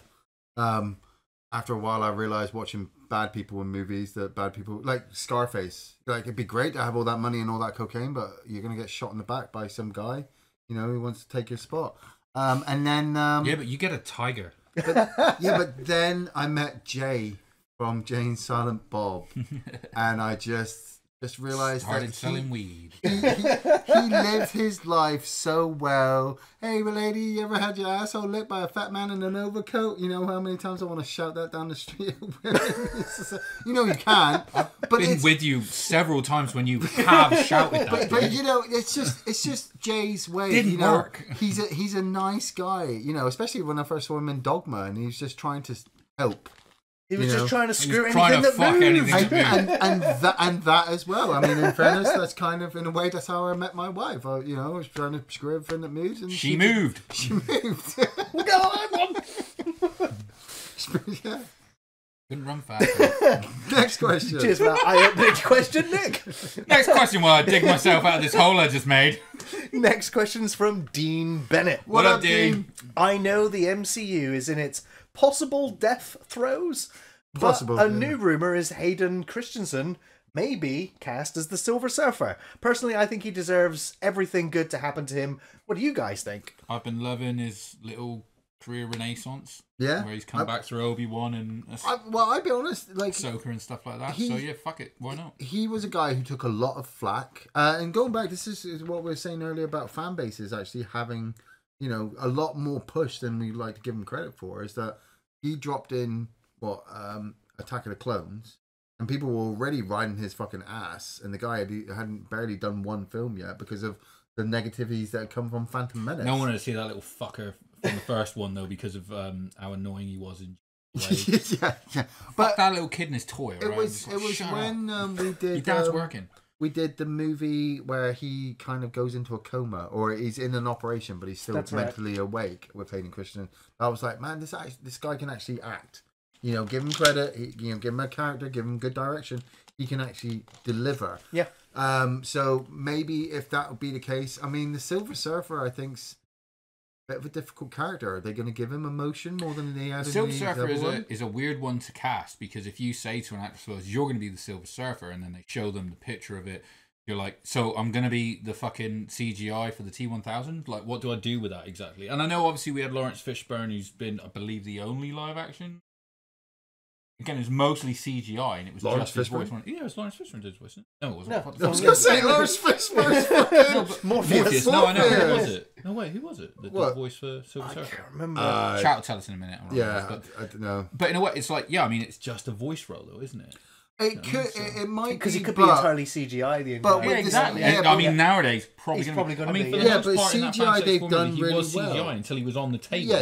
Yeah. But CGI they've done really well. If you balance it with like what we've had with Smaug, what we've had with Thanos, what we've had with, you know, a lot of the. He's still going to be the mocap for it, but He and as long as the story's there, as long as there's a character there that is explored, and it's not just, hey, this face, Darth Vader. I'll hope that they actually just keep the focus on the Silver Surfer and don't bother trying to interact him with any other superheroes just yet. Let him have his own film first. Oh, what? It was fucking Lawrence Fishburne. He did it in fucking Rise of the Silver Surfer. Dude, you really had me questioning a lot in my Man, he head, don't and I was see- like, does Just not to sound how like- much I forgot. Man, he that does film. not sound like Lawrence Fishburne. Yeah. Shit. But I mean, I like Hayden Christensen. I think he's fine. I think He thinks he's fine. the MCU can turn things around. I don't think it's the the damage is being done, but I think they're course correcting. And so yeah, it's not him that I'm worried about. It's the writers, it's the producers, and the director. And the involvement. So we'll see what happens. But I think he's fine. hey, maybe with the change in the DCU, maybe if it's like they come on a bit strong, MCU might be like, oh shit, we got to be good again. Yeah, Right. Some honest competition. Yeah. Yeah. Hey, great question though. Thank you, Dean. WWE. Yeah. Next question is from Natalie Holbert. What up, Oh, Natalie? Natalie. Hello, my kittens. I'm sure you've all been good. You So read that. You say that how I assume she says it as well. Yeah. Like almost menacingly. the personality comes I hope through she the text. doesn't. I assume when she said there's I an hope she army doesn't of have kittens. a rough voice like Harry does. So double belly rubs for all. Over the years, so many amazing people have been lost to drink or drugs or simply a horrid accident at a young age. My question is, who would you go back and try to save? Who would you warn? I think mine would be Jimi Hendrix or Mark Bolan. Such amazing talent, lost from the world. Over to you guys. My immediate response was Anton Yelchin. Every time I see him in a movie or a role, no matter how big or small, even if it's a film I don't like, he was outstanding, outshone everybody else. And I was like, that guy's got a career that's just going to go up and up and up. And so when I found out that he had accidentally run himself over, I was just like, that's of all the ways to go. It's preventable, isn't it? Preventable. It was just stupid, just an oversight, a silly mistake, and it cost him his life. I was like, man, that. So of all the most recent ones, that one. But going back to our conversation earlier, Brandon Lee would tell him about that goddamn faulty prop. Yeah. And prevent the catastrophe. Show him the new Crow trailer. It'd be like, you've got to live, dude. Please. So yeah. Mark Bolan's a good pick. My wife would pick Mark Bolan because she fucking loved T-Rex. I would just go recent, and I'd make Bray Wyatt wear that fucking defibrillator he's given, so that we might have not lost him last year. Last year. Yeah. I imagine yours. I'm just guessing. Like I know Heath Ledger would probably be again another one who went young. I was thinking that when I read Natalie's question during the week, I thought maybe Heath Ledger. But while I'm sat here, off the top of my head, I can't remember what the actor's name is, but the guy from Boxing Helena, tell him not to go on that walk. Well, yeah. Fucking yeah, that guy, the Warlock guy. Yeah, the Warlock. He was like.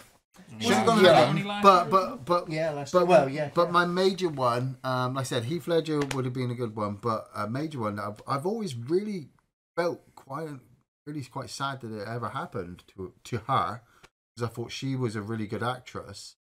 Brittany Murphy. Yeah. Brittany Murphy sadly passed away one night while living at home because it was like a toxic gas leak in her home that she just kind of went to sleep one night and then never woke up the next day, and her family found her, but thought she was great in Girl Interrupted. Liked her in Sin City. 8 Mile as well. 8 Mile was great. I think the girl could have had a really good career. And, agreed. Yeah. Yeah, good shout. I almost forgot her. Yeah. It's funny as well because it's difficult when you say who like. You couldn't save Jimi Hendrix from drugs unless you were there every single time. Yeah. That's the other thing. It's not like that one hot dose would have got him and like he'd have been fine and on. You'd have to be hanging around that guy. But we could have just like somehow given Freddie Mercury the cure for AIDS. That would be great to have kept him. Yeah. Jesus. You know? I would have loved to have heard Freddie Mercury sing from Team America. I bet it would be fucking It excellent. would be a rock ballad for the ages. Do you know what's fucked up is you could probably ask AI to do that. Oh God, no, we probably can. No one do that. No one send us the link either. Yeah. Great question, thank you, Natalie. Great question as always. Next question is from Josh Delamonte. What up, Josh? Right, I can't think of many questions because I don't want to repeat myself too much. But what is the best superhero film and best Oscar-winning film? Oh, best. Mine for superhero, The Dark Knight, but that may be biased, so I'm not going to say that objectively. And for the best Oscar-winning, well, The Lord of the Rings, The Return of the King. So yeah, I mean, Lord of the Rings, Return of the King.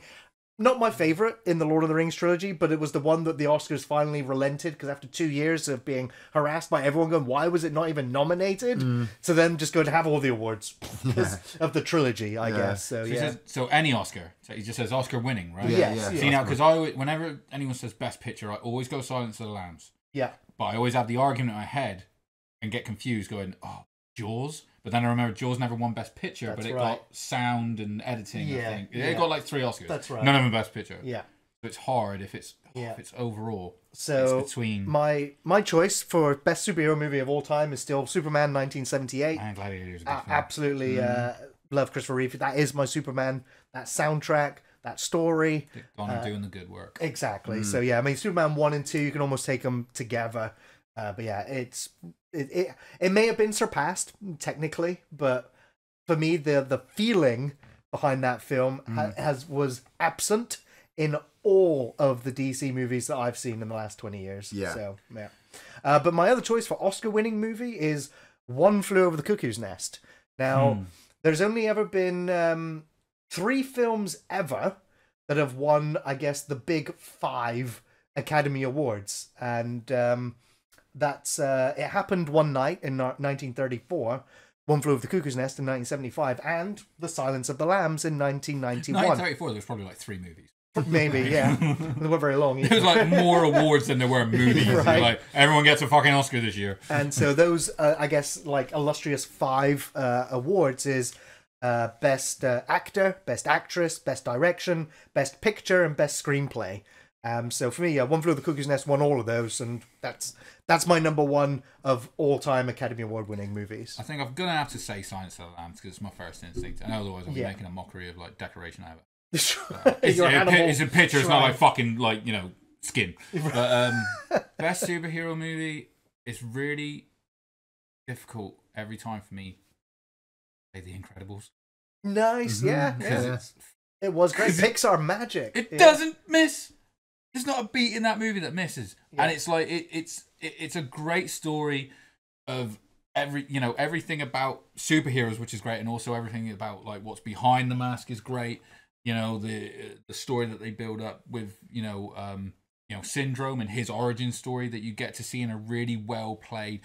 No one falls into a vat of acid. He's just basically told to fuck off by someone he likes, and that creates a super villain. Yeah, that scene where the kids and his wife are on the plane and he's shooting them down and Mr. Incredible thinks that he died is one of the most amazing scenes ever, as far as I'm concerned. So it's like, because when you say superhero, that's a fucking superhero. I'd say The Incredibles. Yeah. Comic book, honestly, just for personal reasons, I'm just gonna say Endgame because I just love the end of that 10-year fucking saga. For me, is just like I will still get goosebumps as soon as I hear On Your Left. Yeah. I'm still sat there after watching that movie 50 times. Like, oh, bitch, you're gonna fucking get it now, come on! Like, Nice, yeah. Best superhero film. I mean, for me, it's sometimes really easy just to say The Dark Knight from DC. And then It's a fair Infinity War Endgame for Marvel. But what I do actually Sony? recently, at least in the last 5 to 10 years, it's come to actually creep all the way to the top and beat all those movies. Actually, I think is one of the best origin superhero movies out there that nobody ever talks about. Iron Man. Darkman. Yeah. I absolutely love I'm gonna do Darkman. it. It's gonna take about 5 seconds. I can't not do it. What? Take the fucking elephant. Sorry, I can't help it. Every time we mention it, I can't help it. I love that moment. Direction. It's one of the best things ever. Yeah. Francis McDormand is absolutely amazing in there. Fucking Liam Neeson's absolutely amazing. Durant. The name is Robert G. Durant. I'm not your buddy. I mean, that whole opening sequence where he just pulls out that guy's leg and he just shoots everybody, and then he's chopping the guy's finger off with the cigar cutter. I mean, it's a cult classic. It's a favorite. Yeah, I absolutely love it. It's never usually put in with the superhero genre, but I mean, it kind of is. So it is a superhero origin movie. Yeah. And best Super is a good movie. I love Super. James Gunn. I want to say Forrest Gump. Yeah, good call. I don't know if Forrest Gump actually won anything. I think it did. But it's just There's no way that didn't win any Oscars. It's just such an amazingly brilliant movie. I just think it's great.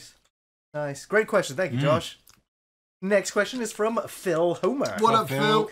Do you think the full reboot of the DC Universe will work, or do you think that it was that was all that was needed, was a more detailed ground plan for the already established characters and actors? Yeah. Well, I've got some notes on this, so bear with me. Yeah. No. I mean... See part 2. Yeah. I'm personally in the restart it and do it right camp this time. I mean, will it work? Your question, will it work? It's like... We'll have to wait and find out. Yeah. I'm living in, hope. That, I said, it's like, well, they are just doing copying Marvel, but the right way by getting the Kevin Feige person in. If they stick to it, there's no reason it shouldn't. So, fingers crossed. Yes. Yeah. I mean, was all of that it needed more of a detailed ground plan? It's like, well, clearly, it needed that, but also, it needed people to stop fucking interfering in it. So, as we've just talked about, there was so much wrong. But they just wanted the money. It totally can work. Big fans of James Gunn here. Hell yeah. Dude. Yeah. Just before I move on to the next question, thank you, by the way, Phil. Just to catch up on the Forrest Gump, actually won 6 Academy Awards, including Best Picture. Nice. So, there you go. Won a lot of awards, Next question. Had to, didn't it? It's it's one of the most... that movie, that movie was unstoppable. It became part of the fucking lexicon for stuff. Run Forrest. Anytime if you run past someone, some prick will yell, "Run Forrest, run" at you. Yeah. Next question is from David Allen Evans. What up, David? Hey chaps, hope all is well. My question this time regards the concept of lore. Not Star Trek lore, but lore. In short, I hate lore. To put it as succinctly as I can, I find it detrimental to storytelling. Don't get me wrong, context is needed and it can add depth. But I've always found too much focus on what is essentially trivia to rob a story of its power. Now, to put it in a tortured metaphor, when discovering a new world, it's better for me to peek at it through a keyhole. When you do, what's on the other side of the door is infinite in possibilities and sets your imagination off. When you open the door fully, you realise it's just another room. But I know I'm in a minority here, so what be your thoughts? I think he's right. I think a lot of the time, all the background information and build-up and lore that has been built for something and then it's been adapted into something else can be detrimental, because all of a sudden you're trying to sell what you're making to the fans that love. You're trying to sell what you're making to the fans that have already bought it, but you're also trying to change it so that you're trying to sell it to new people, which is going to upset the old people, and then the new people are going to get really confused because they've got all this other stuff going on that they don't really understand what's going on. All I can envision now is that Austin Powers time travel speech. Yeah, I've gone cross-eyed. I've gone cross-eyed, and that makes me that makes me laugh sometimes, because I'm one of those people that is like, it's got to make that noise. That weapon's got to make that noise because that's how I imagine. That's how it sounds. That's how it was told to me. And yet, it's a fictional weapon. It's imaginary. So, in fairness, it can make any fucking noise that anybody wants it to make, because they're trying to change it. You know what I'm saying? I do kind of think that... I think lore is vital and necessary and very, very important, because it grounds the universe as that's the rules. That's what is. And so you build upon that. And so I think it's a solid foundation. I'm just thinking of one of my favorite shows, Battlestar Galactica. And there's a lot of lore in that universe that's not... It doesn't just hit you with it all. You experience more and more of it the more episodes you watch, the more invested you become in it. Are you talking old series or new series? I'm talking about the reboot, but right, I mean, because the reboot has more lore than the original one. Right, but they took some lore from the original, exactly, and kept it, but then changed it for the new audiences. Yeah, of course. But I mean, that's fine. It was a reboot. It was a remake, so it's fine. But that's what I'm saying. But they didn't break the lore within their own show. Yeah, they had it. They almost after, when they went for Caprica, they tried to break the law there. See, this is the problem, is I think a lot of it So I appreciate what you're saying about, like, you know, the peeking through the keyhole thing. Is it's like, I think it all depends on what story you're telling. Yeah. Because that as well. Yeah. if you think about something that's got a lot of lore, if you take a really easy answer, Star Wars, okay, you've got kind of choices where it's like, right, you either really lean heavily on the lore, and in which case you've either got to be really good at what you're about to do, or you're about to piss off a lot of people in your fan base, because it's going to be like, well, he wouldn't be here at this time, and this, that, and the other, and this would never happen, and everything. And look, as much, I know I give fan bases grief and stuff, but you know, it's kind of your right to do that because you've invested in it. And if this person is presenting you with a story where it's like, look, if you're invested in the lore, this is the story for you because I'm going to break it down, it's going to be scrutinized. Whereas I think sometimes just going ahead with, like, we're just going to take a little piece. Like, hey, remember when they made that big Death Star? Well, there's a series called Andor that says how they fucking built it. Yeah. And we're just going to give you this character that you've seen here. Yeah. There's not a lot of there probably is in little subtle bits that, again, because I don't read all the books, for example. I'm not, you know, there is probably bits there, but I thought that they just told a nice, distinct story there. Yeah. Using the bits that everyone knew enough to get where they wanted to go. That being said, when it's done right, when it's done wrong, Dark Tower. Yeah. Right. Yeah. Exactly. Yeah. I mean, again, I don't know. I just what you told me. It condensed down the lore. It tore bits out. It made stuff up. But if they were to say produce a series that pulls more from the lore and actually extends it, as fans, we become lore keepers of our franchises that we love. Hey, listen. Also, I think that a lot of fucking franchises that go like, "Oh, well, we've got to stay true to our lore," is like, calm the fuck down. You got a couple of stories. Right? That's not lore. Right, like, you got background, right? Let's wait a few years and then we'll say you got lore. But as Gary just said, it's the fans that build the universes up to give it the lore that we accept, and then they go along and they fuck it up. And I'll use Terminator as a good example. One moment James Cameron's making one film, then a second film, then the fans take over and bring up all their own stories, their comic books, they're buying all the games, they're doing all this stuff, and then somebody down the line goes, you know what would be really good? Is if the killer robot from the future makes fucking drapes. That's part of lore now. Like Ghostbusters, you ain't gonna let go of that one either. No, I ain't gonna fucking know. Every month. Every month. Mainly because, like Gary said, we grew up on these franchises.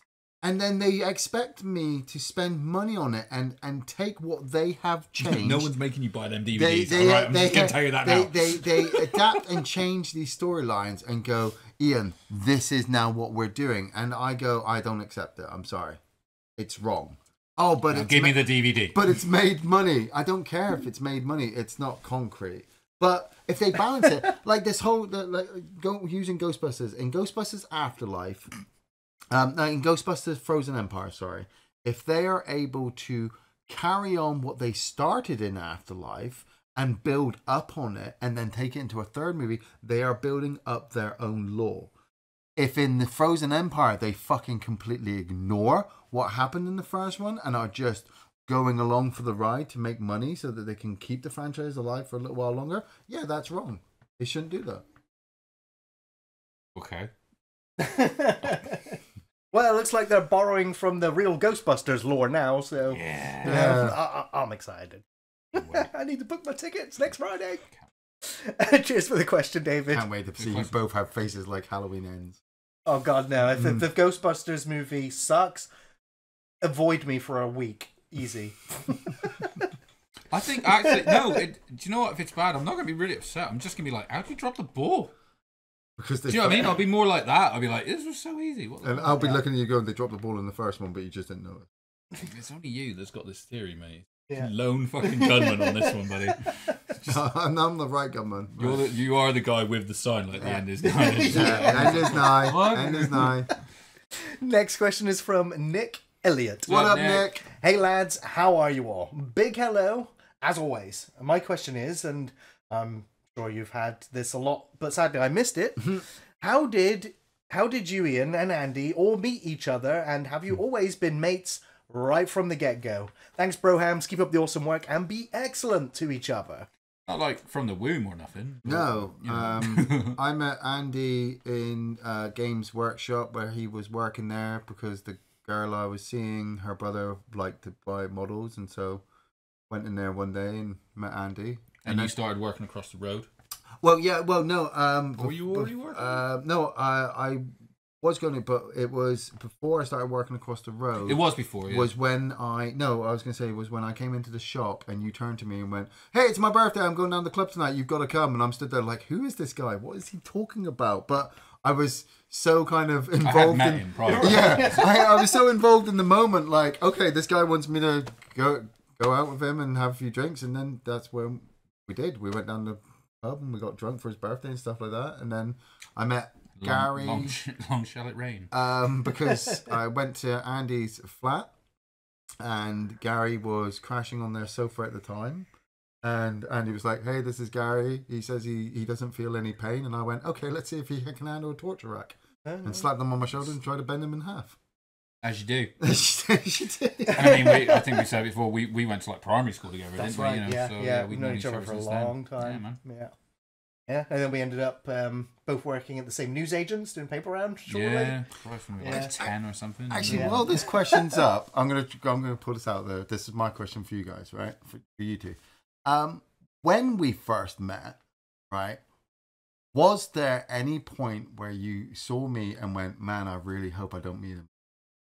And then you did, and you. Well, I mean, I was working in Games Workshop when you came in, so I just thought that about everyone that came in. Right? Yeah.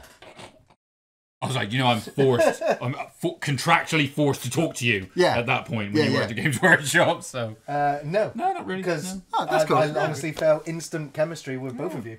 So, and it's never gone away either. See, It didn't take long for us to just start chatting shit about movies. Well, really. that's it. We were all massively involved. Like before, if we weren't talking about video games and movies, when we were talking about wrestling. when we moved and we were in talking together about as well. Drinking and going out with girls and stuff because we were all quite young when we all moved in together. You're talking about the birth of like the internet, where we were starting to download movies. So we were sort of like, it was that thing of, "Hey, have you heard of this movie? Have you heard of this movie? You heard of this movie?" It was just like nightly screenings in different rooms of these random fucking movies. So like, we're sat just here educating each other on random fucking shit that we filling in all the gaps in our childhoods, which was an Yeah. amazing experience. We're sat here now talking about the DC Extended Universe, and the three of us were all in a house once trying to download the really shitty, crappy, Fantastic Four movie. We fucking watched it. They were trying to bring out, and this was pre X-Men, the one that and they pre used- Spider-Man. We were in the house, I think, when X-Men 3 were coming out, because we back-to-back watched X-Men 1, X-Men 2, then went to the cinema for the third one. But so that was when we were all in that shared house. We're seeing the Fantastic Four movie, and we're downloading it, and reading on the internet how it was just to keep the rights, and we were like, "Oh, that makes sense." Yeah. Man, it sounded like we were supporting terrorism with all this downloading we were doing. We were. Next question. No one sell Lars Ulrich. Cheers for the question, Nick. Great question. Next question is from Havard Orion. What up, Havard? Man? Best show: Better Call Saul, Breaking Bad. I haven't seen either of them. Neither have I. That's all this you is on got. you, man. We're gonna take a break. Try not to take too long. Now the thing is, Breaking Bad is phenomenal. Better Call Saul is better. It just is. Oh, I disagree. Damn it! Now, but at the same time, just trying to add something, you couldn't have Better Call Saul without Breaking Bad. Yeah. So, like, obviously, it's one of those days where it's like Alien or Aliens, Terminator or Terminator 2. It's like, oh, I don't know. But I Walter White is a character that gets to the point of utterly despicable by the end, whereas Better Call Saul, you're kind of with him.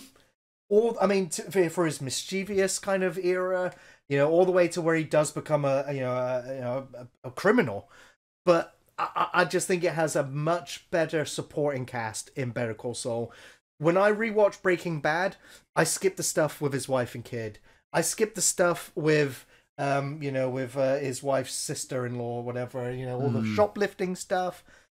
I skip some of the stuff with the DEA agent and stuff. I'm just like, there's some of these storylines I just don't care about. In Better Call Saul, every plot line, every character, I think it's nuanced. I think it's better layered, and I think that the team that made Breaking Bad were exceptional. But I think they honed their craft so much better in Better Call Saul. And I think in the final couple of seasons, there are standout, stellar, one-shot episodes that are just some of the best in television. So it's tough, but I'm going with Better Call Saul as the better show. But it needed to learn from Breaking Bad and establish itself there before it could do that spin-off. And one hell of a show. One hell of a show. I still miss it. I still miss it. Sorry, yeah, Hank was the DEA agent I was forgetting. Cheers for the question, though, Havard Ryan. Please don't crucify me. Breaking Bad is still great. Next question is from Lewis Chineri. What up, Lewis? Not sure if you'll cover it in the news section, but if you've seen Dune Part 2, what do you think? I start reading a magazine or something. So it's another question for me. I mentioned it right at the start, Lewis, and if you're just hearing it here, I loved it. I think it's epic. I think it's probably one of the best films of the year. It's definitely probably going to be in my top list of the year.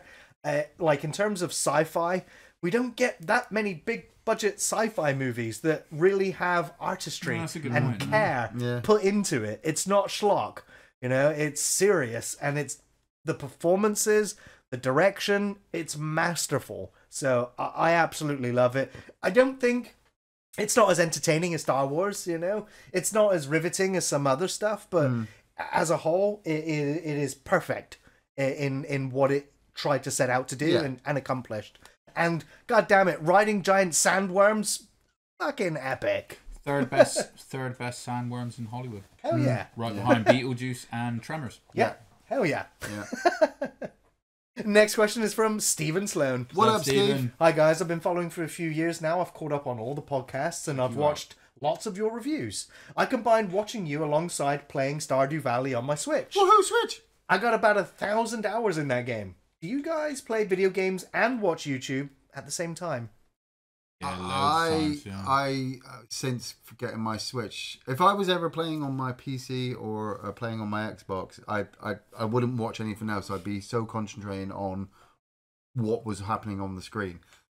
Since transferring to Switch over the last 2 or 3 years, I can't ever go back to Xbox or PC or anything like that. I just love just sitting there, holding my handheld, you know, playing all of my all-time favorite games, all games that I never thought I'd ever see on a portable version while watching something on my TV. Like I said, I went from watching wrestling on TV to watching cartoons, and now I've got Monk on Netflix. So I'll be watching Monk when I get home and probably play Metal Gear Solid at the same time.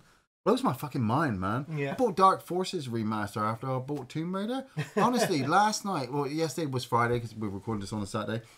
I was sat in my front room, I'm like, what shall I watch? I put on an January episode of Raw from 1998 with the New Age Outlaws before they joined DX, fighting over the titles. Nice. While I was sat there, time. While I was sat there playing GoldenEye on my Switch, I could have been 15 all over again. It was fucking great. Nice. I mean, recently playing through the Gears of War, I got a big 12 tablet or whatever it is. Put on the side and I'll chuck on the network. Because it's WrestleMania season, I've been watching through a bunch of WrestleManias. But like on peripheral, you know, loading screen. Or just background noise. Yeah, man, it's fucking great. For me, it absolutely depends. Like, if I'm playing a game, if it's a first playthrough of a game, like it's a brand new Resident Evil game, I'm like, fuck, am I putting anything else on the side? I'm invested. But absolutely, if I'm playing a multiplayer game, or if I'm playing a game where I'm grinding a few levels, or if I'm replaying a game for like the 5th time just for achievements or something like that, which I don't do that much anymore. Absolutely, I'll have a video on, I'll have a podcast. A podcast probably one of the best things because it's mostly just audio anyway. I mean, you get video podcasts, of course. But yeah, it's just background. But I tend to find I've usually always got something on, like, it's not so much like The Company, but it's just... I'm also comfortable in silence, but it's always just nice to have something on in the background as well. I also have, a film playing or a TV show playing or YouTube playing in the background whilst I'm editing. Of course, I'll have to pause it when I'm doing audio bits and pieces as well. But yeah, it's usually nice to have something on as a distraction, or so I can just take 5 minutes sometimes. Like, over there. I suppose in a weird way, we've always kind of done that. When we were younger as well, I reckon a lot of us would have been reading comic books while trying to play a video game at the same time. I always had music on when I was playing. Like, I always relate to. I remember when Metal Gear Solid came out was the same time as Offspring dropped Americana, and I can't not relate Welcome the to two. Americana. If I hear that, I'm selection. instantly. I'm like, no, mate. I hear that, and I'm like, Shadow Moses. Yeah. Like. Yeah. Love that album. Awesome. Cheers for the question, Stephen. Great question. Alrighty, well, we're going to move over to the Twitch one. Yeah, let me just give this a quick refresh. Alrighty. First question, I believe. No, that's a suggested a poll. That's an old question. That's the 12 days. I mean, we've got questions on there, but yeah. Here we go. First question is from Matthias. What up, Matthias? If you could be any character from the DCEU, who would you be? Ben Affleck's Batman. I'd immediately retire and just spend the money. Lobo. Not in the DCEU. Okay. Right, so I've got to pick somebody from that shitty world. That's his question. All right. Pedro Pascal and have all the wish powers from Wonder Woman 84. You definitely turned that movie off. You can see how that worked out for you. Like, maybe we should have finished that movie. Yeah. Gary? One of us, just be Superman, dude. Just be fucking. Like someone's got to be fucking Superman. I don't want to be Superman. That's way too much responsibility. Not if you just don't. True. Scotty don't. Scotty don't. How about Noob? Can I be the dude Superman? You could do, yeah, exactly. Doesn't fly around in his cape, but just his bathrobe. It's always quite shocking whenever I think of Superman. Megamind. Yeah. When he retires. I love became Megamind. Music Man. I love all the Superman movies, even Superman Returns. I mean, Superman goes bowling, right? But fucking, it always makes me laugh that the only thing he did in Superman Returns was lift stuff. No. That's not true. He also hung out longingly outside Lois's window and be emo as fuck. So. Right. But he lifts the ship. He lifts the island. Catches a plane. With his hands. He's holding it. Yeah. It's fucking crazy. Yeah. Excellent. Great question. Thank you. Next question is from Richie Scarface. What up, Richie? Hey guys, great podcast as always. My question is, you have been all found guilty of a crime, and the judge knows that you love movies. So he sentences you to 10 to 15 years in prison. Or you can go home, but have to watch 3 of your most hated movies. Oh, this is fucking easy. I can do this. Half a day as you are still being punished for the 10 to 15 years he or she sentenced you to. Which 3 movies would you pick? Well, 2 for you, Gary, as one has to be Jack and Jill. And, and you have to watch the movie, not just having it on as background noise. Oh, God damn it, Richie, why are you torturing me like this? I will pick 3 shitty movies from the DCEU. I will watch Wonder Woman 84. We finally watched Black Adam. Black Adam, Shazam 2, Aquaman 2, Flash. I'll watch all those shitty movies. Birds of Prey. I'll watch the Suicide Squad, not the Suicide Squad, because those are easy. I know they're bad. You're basically saying name 3 shit movies. Yeah, really pretty much. You know the guys who did, Super Troopers, Broken Lizard, the guy that did yeah. Fucking Quasi. Fuck that movie. That was the review I wrote when I wrote it down. Damn, I've not even seen it. Okay, that's one. Dreadful. That's one.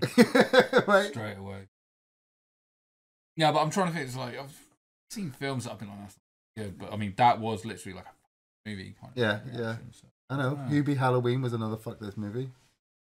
I mean, yeah, I don't want to watch it, so I guess you could put like, right, yeah. Any film you don't want to watch to minimise your sentence. That's why I went easy. DCEU. Oh, all right. I mean, a really easy one is sort of like pick 3 of the Fast and Furious movies. I'll probably get 2 into it. But do you know what? I'll take the 15 years, because it will be probably quicker than this.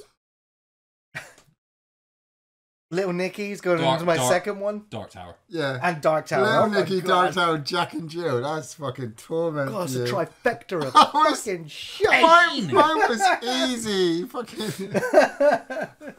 I don't like Dark lingering Fate. on films I hate that much. So Yeah, fucking Dark Fate. Cheers for the question, Richie. Dark Fate and Ghostbusters Afterlife. Nice. Alrighty, next question is from Rio Quinn. What up, Rio Quinn? Phantasm 5 Ravager. Did the tall man wreak havoc, or was it all in Reggie's head? Watch number I haven't 5. seen Ravager yet, but I believe the tall man did it all. There you go. Because I saw Ravager when it came out. Yeah. And it was honestly the absolute worst Phantasm movie ever. And it's a shame. Like they wanted so Don Coscarelli wanted to do so much with it, but they just didn't have the budget. You know, the scale was off the charts for what they wanted to do, and I think they ended up just reusing a lot of footage from older Phantasm movies. I was going to say, in the one before that, he took the silver ball out of Mike's head, didn't he? That's right, so yeah. technically, if it's all in his head, then maybe it's a silver ball, and if it's a silver ball, then the Which tall is man... now all in his head. Yeah, was the tall man was behind it anyway. Yeah, it's one that I'd need to rewatch, but it was so bad, and I feel bad because I love Tall Man and Don Coscarelli. I love the Phantasm series, but the fifth one was just a misfire. I've been and wanting to rewatch the first one. I've been wanting to rewatch the first and second ones recently, and I thought I can't because 2, 3, and 4 are just fun. The first one is cult. If I do that, I'm gonna have to do 3 and 4. Yeah, and I just don't have the time. But the first one, I remember watching the first one and being like, "Man, this is so shit. I don't get it." And then rewatching it again when I was a little bit older and going, "Man, that is great." You know, just watching that ball come flying down and. Boy. Yeah. Great. Cheers for the question, Rio Quinn. Next question is from Neurovisor. What up, Neurovisor? Congrats. NASA selected you to put stuff on a satellite this month that will journey through space, so that if any alien civilization finds it, the satellite will have stuff to represent the humans of Earth. What things would you put in there? For example, what album would you choose, or movie, or book? And or if we all agree, leaving Gary in cryosleep there in the satellite as the best representation of human life. Jesus. Oh, about that. I'd put Independence Day in it so they know not to fuck about and find out. A San Miguel, a blunt, some wrestling, maybe a Kevin Smith movie with Jane Silent Bob in there. Homeboy fucked a Martian. Yeah. Maybe. Oh no! Do you know what? Slow motion running of Yasmin Bleeth and Pamela Anderson from Baywatch. Cool. Just on loop.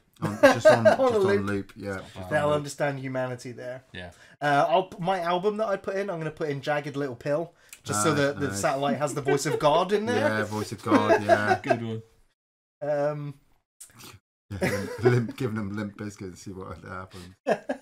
I don't know what's the song they use in Mars Attacks that cause all the aliens' heads to explode. When I'm calling you. Put that in there just in case. Just in case. I love that song. I'll put the Shawshank Redemption in there. That's my movie going in there as Actually, well. the other song is fucking Tom Jones. It's not unusual. Oh yeah, that's right. Yeah. Yeah, and I guess a cryo tube for myself as well. Apparently, yeah. I mean, I'll go meet some aliens.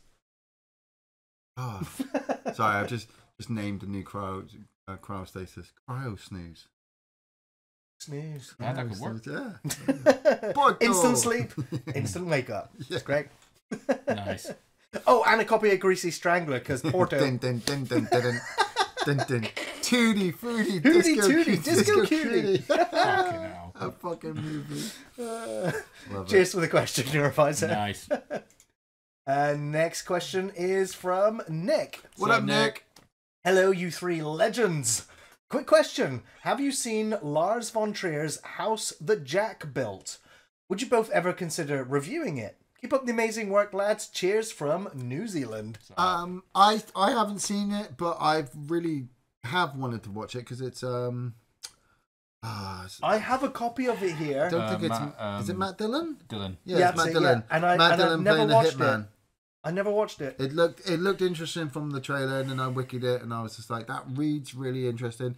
I'll wait for Gary to tell me that he's seen it, that it's amazing to make me watch it, and then Gary never watched it. I've seen a lot of Lars von Trier films. This is the thing, though. I'm not a fan of Lars von Trier, and it's one of those. Is he Elephant Dude? I watched it, and I was like, I was always, where the fuck did I watch? Is he the guy who did Elephant? The school shooting movie. Oh, I don't know, man. He did Antichrist. He did, Antichrist was Nymphomaniac. Antichrist was my final Lars von Trier. No, it was the Tree of Life, was it? Was it with Brad Pitt? No, that was Benjamin Button. He did do Elephant. I watched Antichrist, and that's the reason I probably shouldn't have bothered watching House that Jack Built. But I didn't mind the performances in it. It weren't that kind of kept me through it. Somebody But said again, it's like a dark comedy. I'm just, well, I guess if you feel that his work is a dark comedy, I guess it's like, yeah. the wrong person to ask, I guess. Because Gus I'm Van not a Sant. fucking. Sorry. Oh, okay. Yeah, Elephant was Gus Van Sant. Because I'm not a fan of his work. So Is Antichrist the one with William Dafoe? Yeah. And the shit. tree shit. Yeah, I haven't got around to that one yet either. It's one of those movies. I can't believe I've. Or I'm like, who the fuck is this for? I can't believe I've watched shitty friggin' movies from DC, but I just won't get. You won't watch William critically Critically renowned, acclaimed worldwide stuff, respected directors. Yeah. You're like, nah. Hey, I like what I like, and I don't like what I don't like. I think it has to. It kind of just tried to do. Yeah. Away. I appreciate his artistry. It just doesn't entertain me. I mean, Dude gets to make what he wants. He's beating us all. Exactly. I mean, Good for him. if it appears on our Patreon list, we'll definitely review it at some point and talk I, about it. I would go, oh. That's our first reaction there. Yeah. It's like, I don't want to watch it. Yeah, but Actually, no, House of that Jack built, I mean, I've been recommended it a few times. Yeah, I'll watch like that I said, over. Matt Dillon's performance is actually quite. He's good. He's good the at only it. thing I like. Yeah, Dillon yeah. is probably the shot. I'll watch fucking House That Jack Built over Manhattan Baby any day. Sure. Me too. I'll watch Manhattan Baby over any of the DC movies as well. Yep. But I'm still buying the DVD. I'm still buying the DVD. Cheers for the question, Nick. Good question, man. Next question is from Y2 John. What up, Y2? Hello, guys. I'm not a big fan of the sun or heat, so I'm aiming for autumn and Halloween season already. Wow, okay. With news that offers are being listened to for the rights to the Halloween franchise, would you like to see a new Halloween film? And how would you bring Michael Myers back as another reboot? A sequel to one of the original timelines, a prequel, or perhaps not, and going down the Halloween 3 Season of the Witch route. Thanks again. I always enjoy hearing your thoughts. Cheers, John. See, that's it. At this point now, it's like, fuck it, do the cult. The Cult of Thorn. Do the Cult of Thorn. You could easily do that. They might, yeah. Have the evil go into Michael, and Michael's not Michael anymore. You just He's might now as well. this entity thing. I mean, and then when Michael dies, the entity moves on. That's kind of what we've always wanted. Friday the 13th. Yeah, 9. Yeah, Friday the 13th type 9. I mean, like, Miramax owned the film rights. Now Miramax owns the television rights. They are now prioritizing television series. They want to do multiple seasons. They want this to run for several years. And then once that's over, we know the guy who owns Halloween is going to go and reboot it. After that, we're going to be in our 60s and Halloween will be rebooted again and again. You know, it's just not going to stop. Animated Saturday morning cartoon, right? I want that animation adorable. They're going to retell the Michael Myers, Laurie Strode, Halloween Night Massacre story until there's no other possible mediums or interpretations or adaptations that are left possible until every permutation of that night has been told. Give Rob Zombie Halloween 3. Fuck it. Who cares at this point? Do you know what would be a cool telling though is if they do the first night again. Yeah. They have Laurie and her friends, and they get killed off by this guy who's escaped. You know, he's donned the mask, and then as it gets Busta Rhymes shoots him in the fucking face. As it gets to the end, he actually does manage to kill Laurie and get away. And it just sets it up that, you know, you've now got it available that Michael Myers can return at any point. Is she his sister? Or No. He's in the mask and he's like, I'm your it's former college roommate's dog It's walker. going to be the mother now that she gave away at adoption. It'll be Neve Campbell. It'll be Neve Campbell under mask. Under the mask. Neve Campbell pulls off the scream mask and it's the Michael Myers one. I'm going to say it again. Stop. He's already dead. Thank you for the question there, Thanks John. for the question. Thanks for dredging up these horrifying feelings. Last question of the podcast question. Hi, it's Mitch. What up, Mitch? Great show. What is the one game that you have played that you weren't a fan of, but years later you appreciate it now? Hope one day you guys can get to podcast 100. Doctors and Nurses. I never liked it as a kid, but as I got older, it got better. Kinky. Did you think I was going to say that? I thought you were going to say Dead Space remake.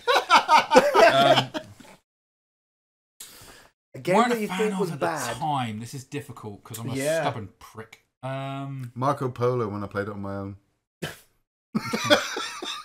Game never ends. Marco! He's still playing it on his own. We weren't invited. We weren't invited. No.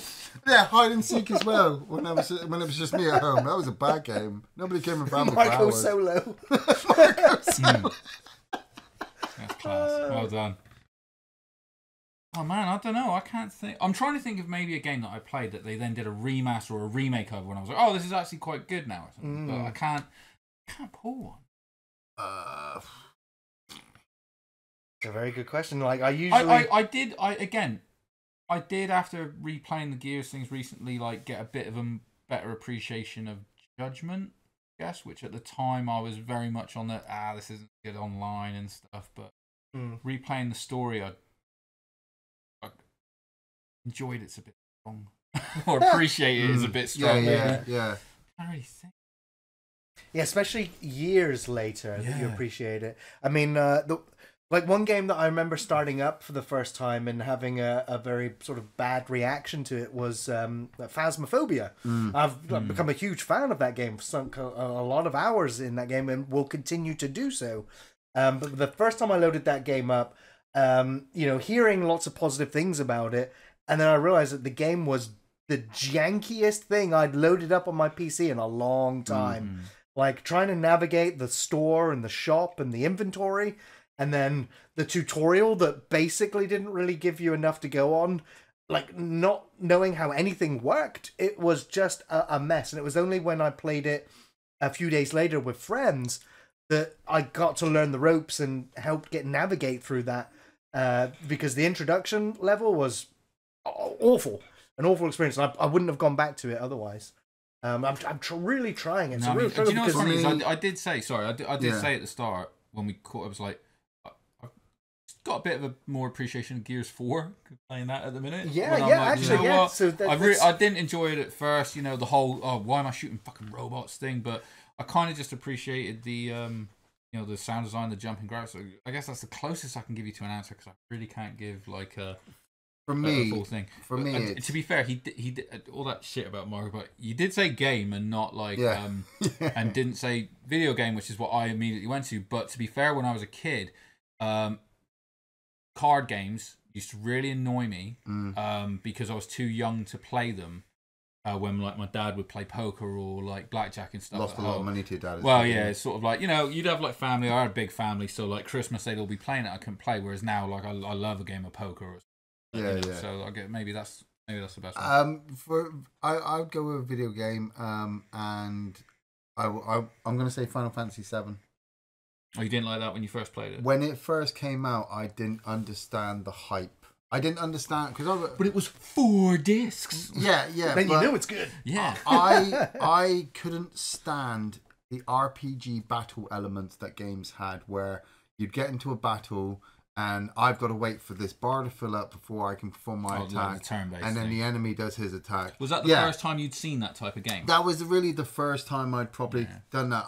I'd wanted to do like Dungeons and Dragons and things like role-playing games with friends, but computers had become such a big thing that like nowadays it's all a rush. Everything's got to be faster. And so I'm always 2 or 3 steps behind everybody else. I don't mind that. I used to hate it when I was younger because everybody was like, this is the newest thing, and I couldn't keep up.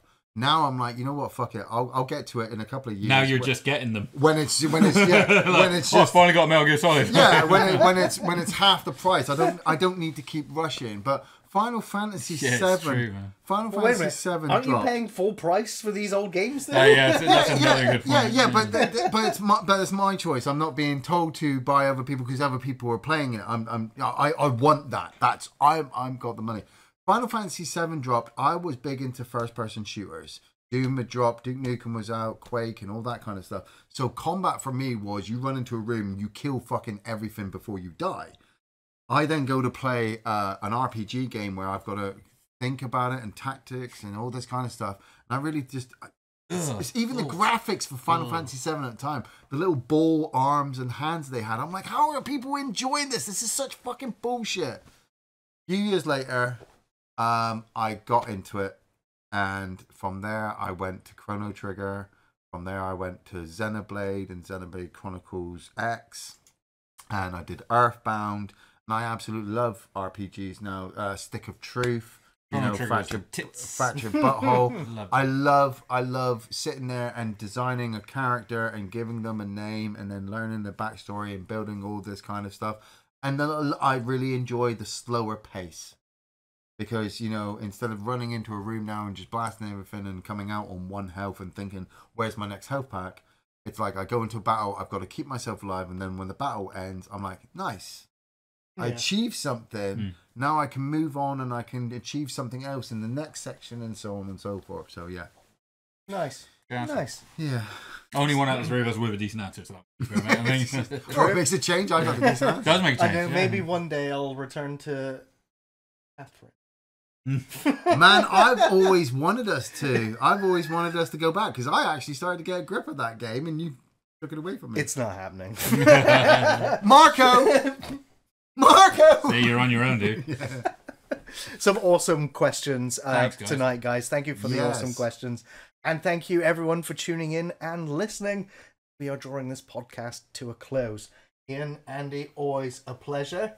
Make sure you tune in on Thursdays for our latest film reviews. You can find us on Facebook, on Twitter, on Patreon, and all the other good social media sites that we happen to be on. Thank you, everyone, for tuning in and listening. We'll see you on the next one. Take it easy. Take it easy. Love your faces.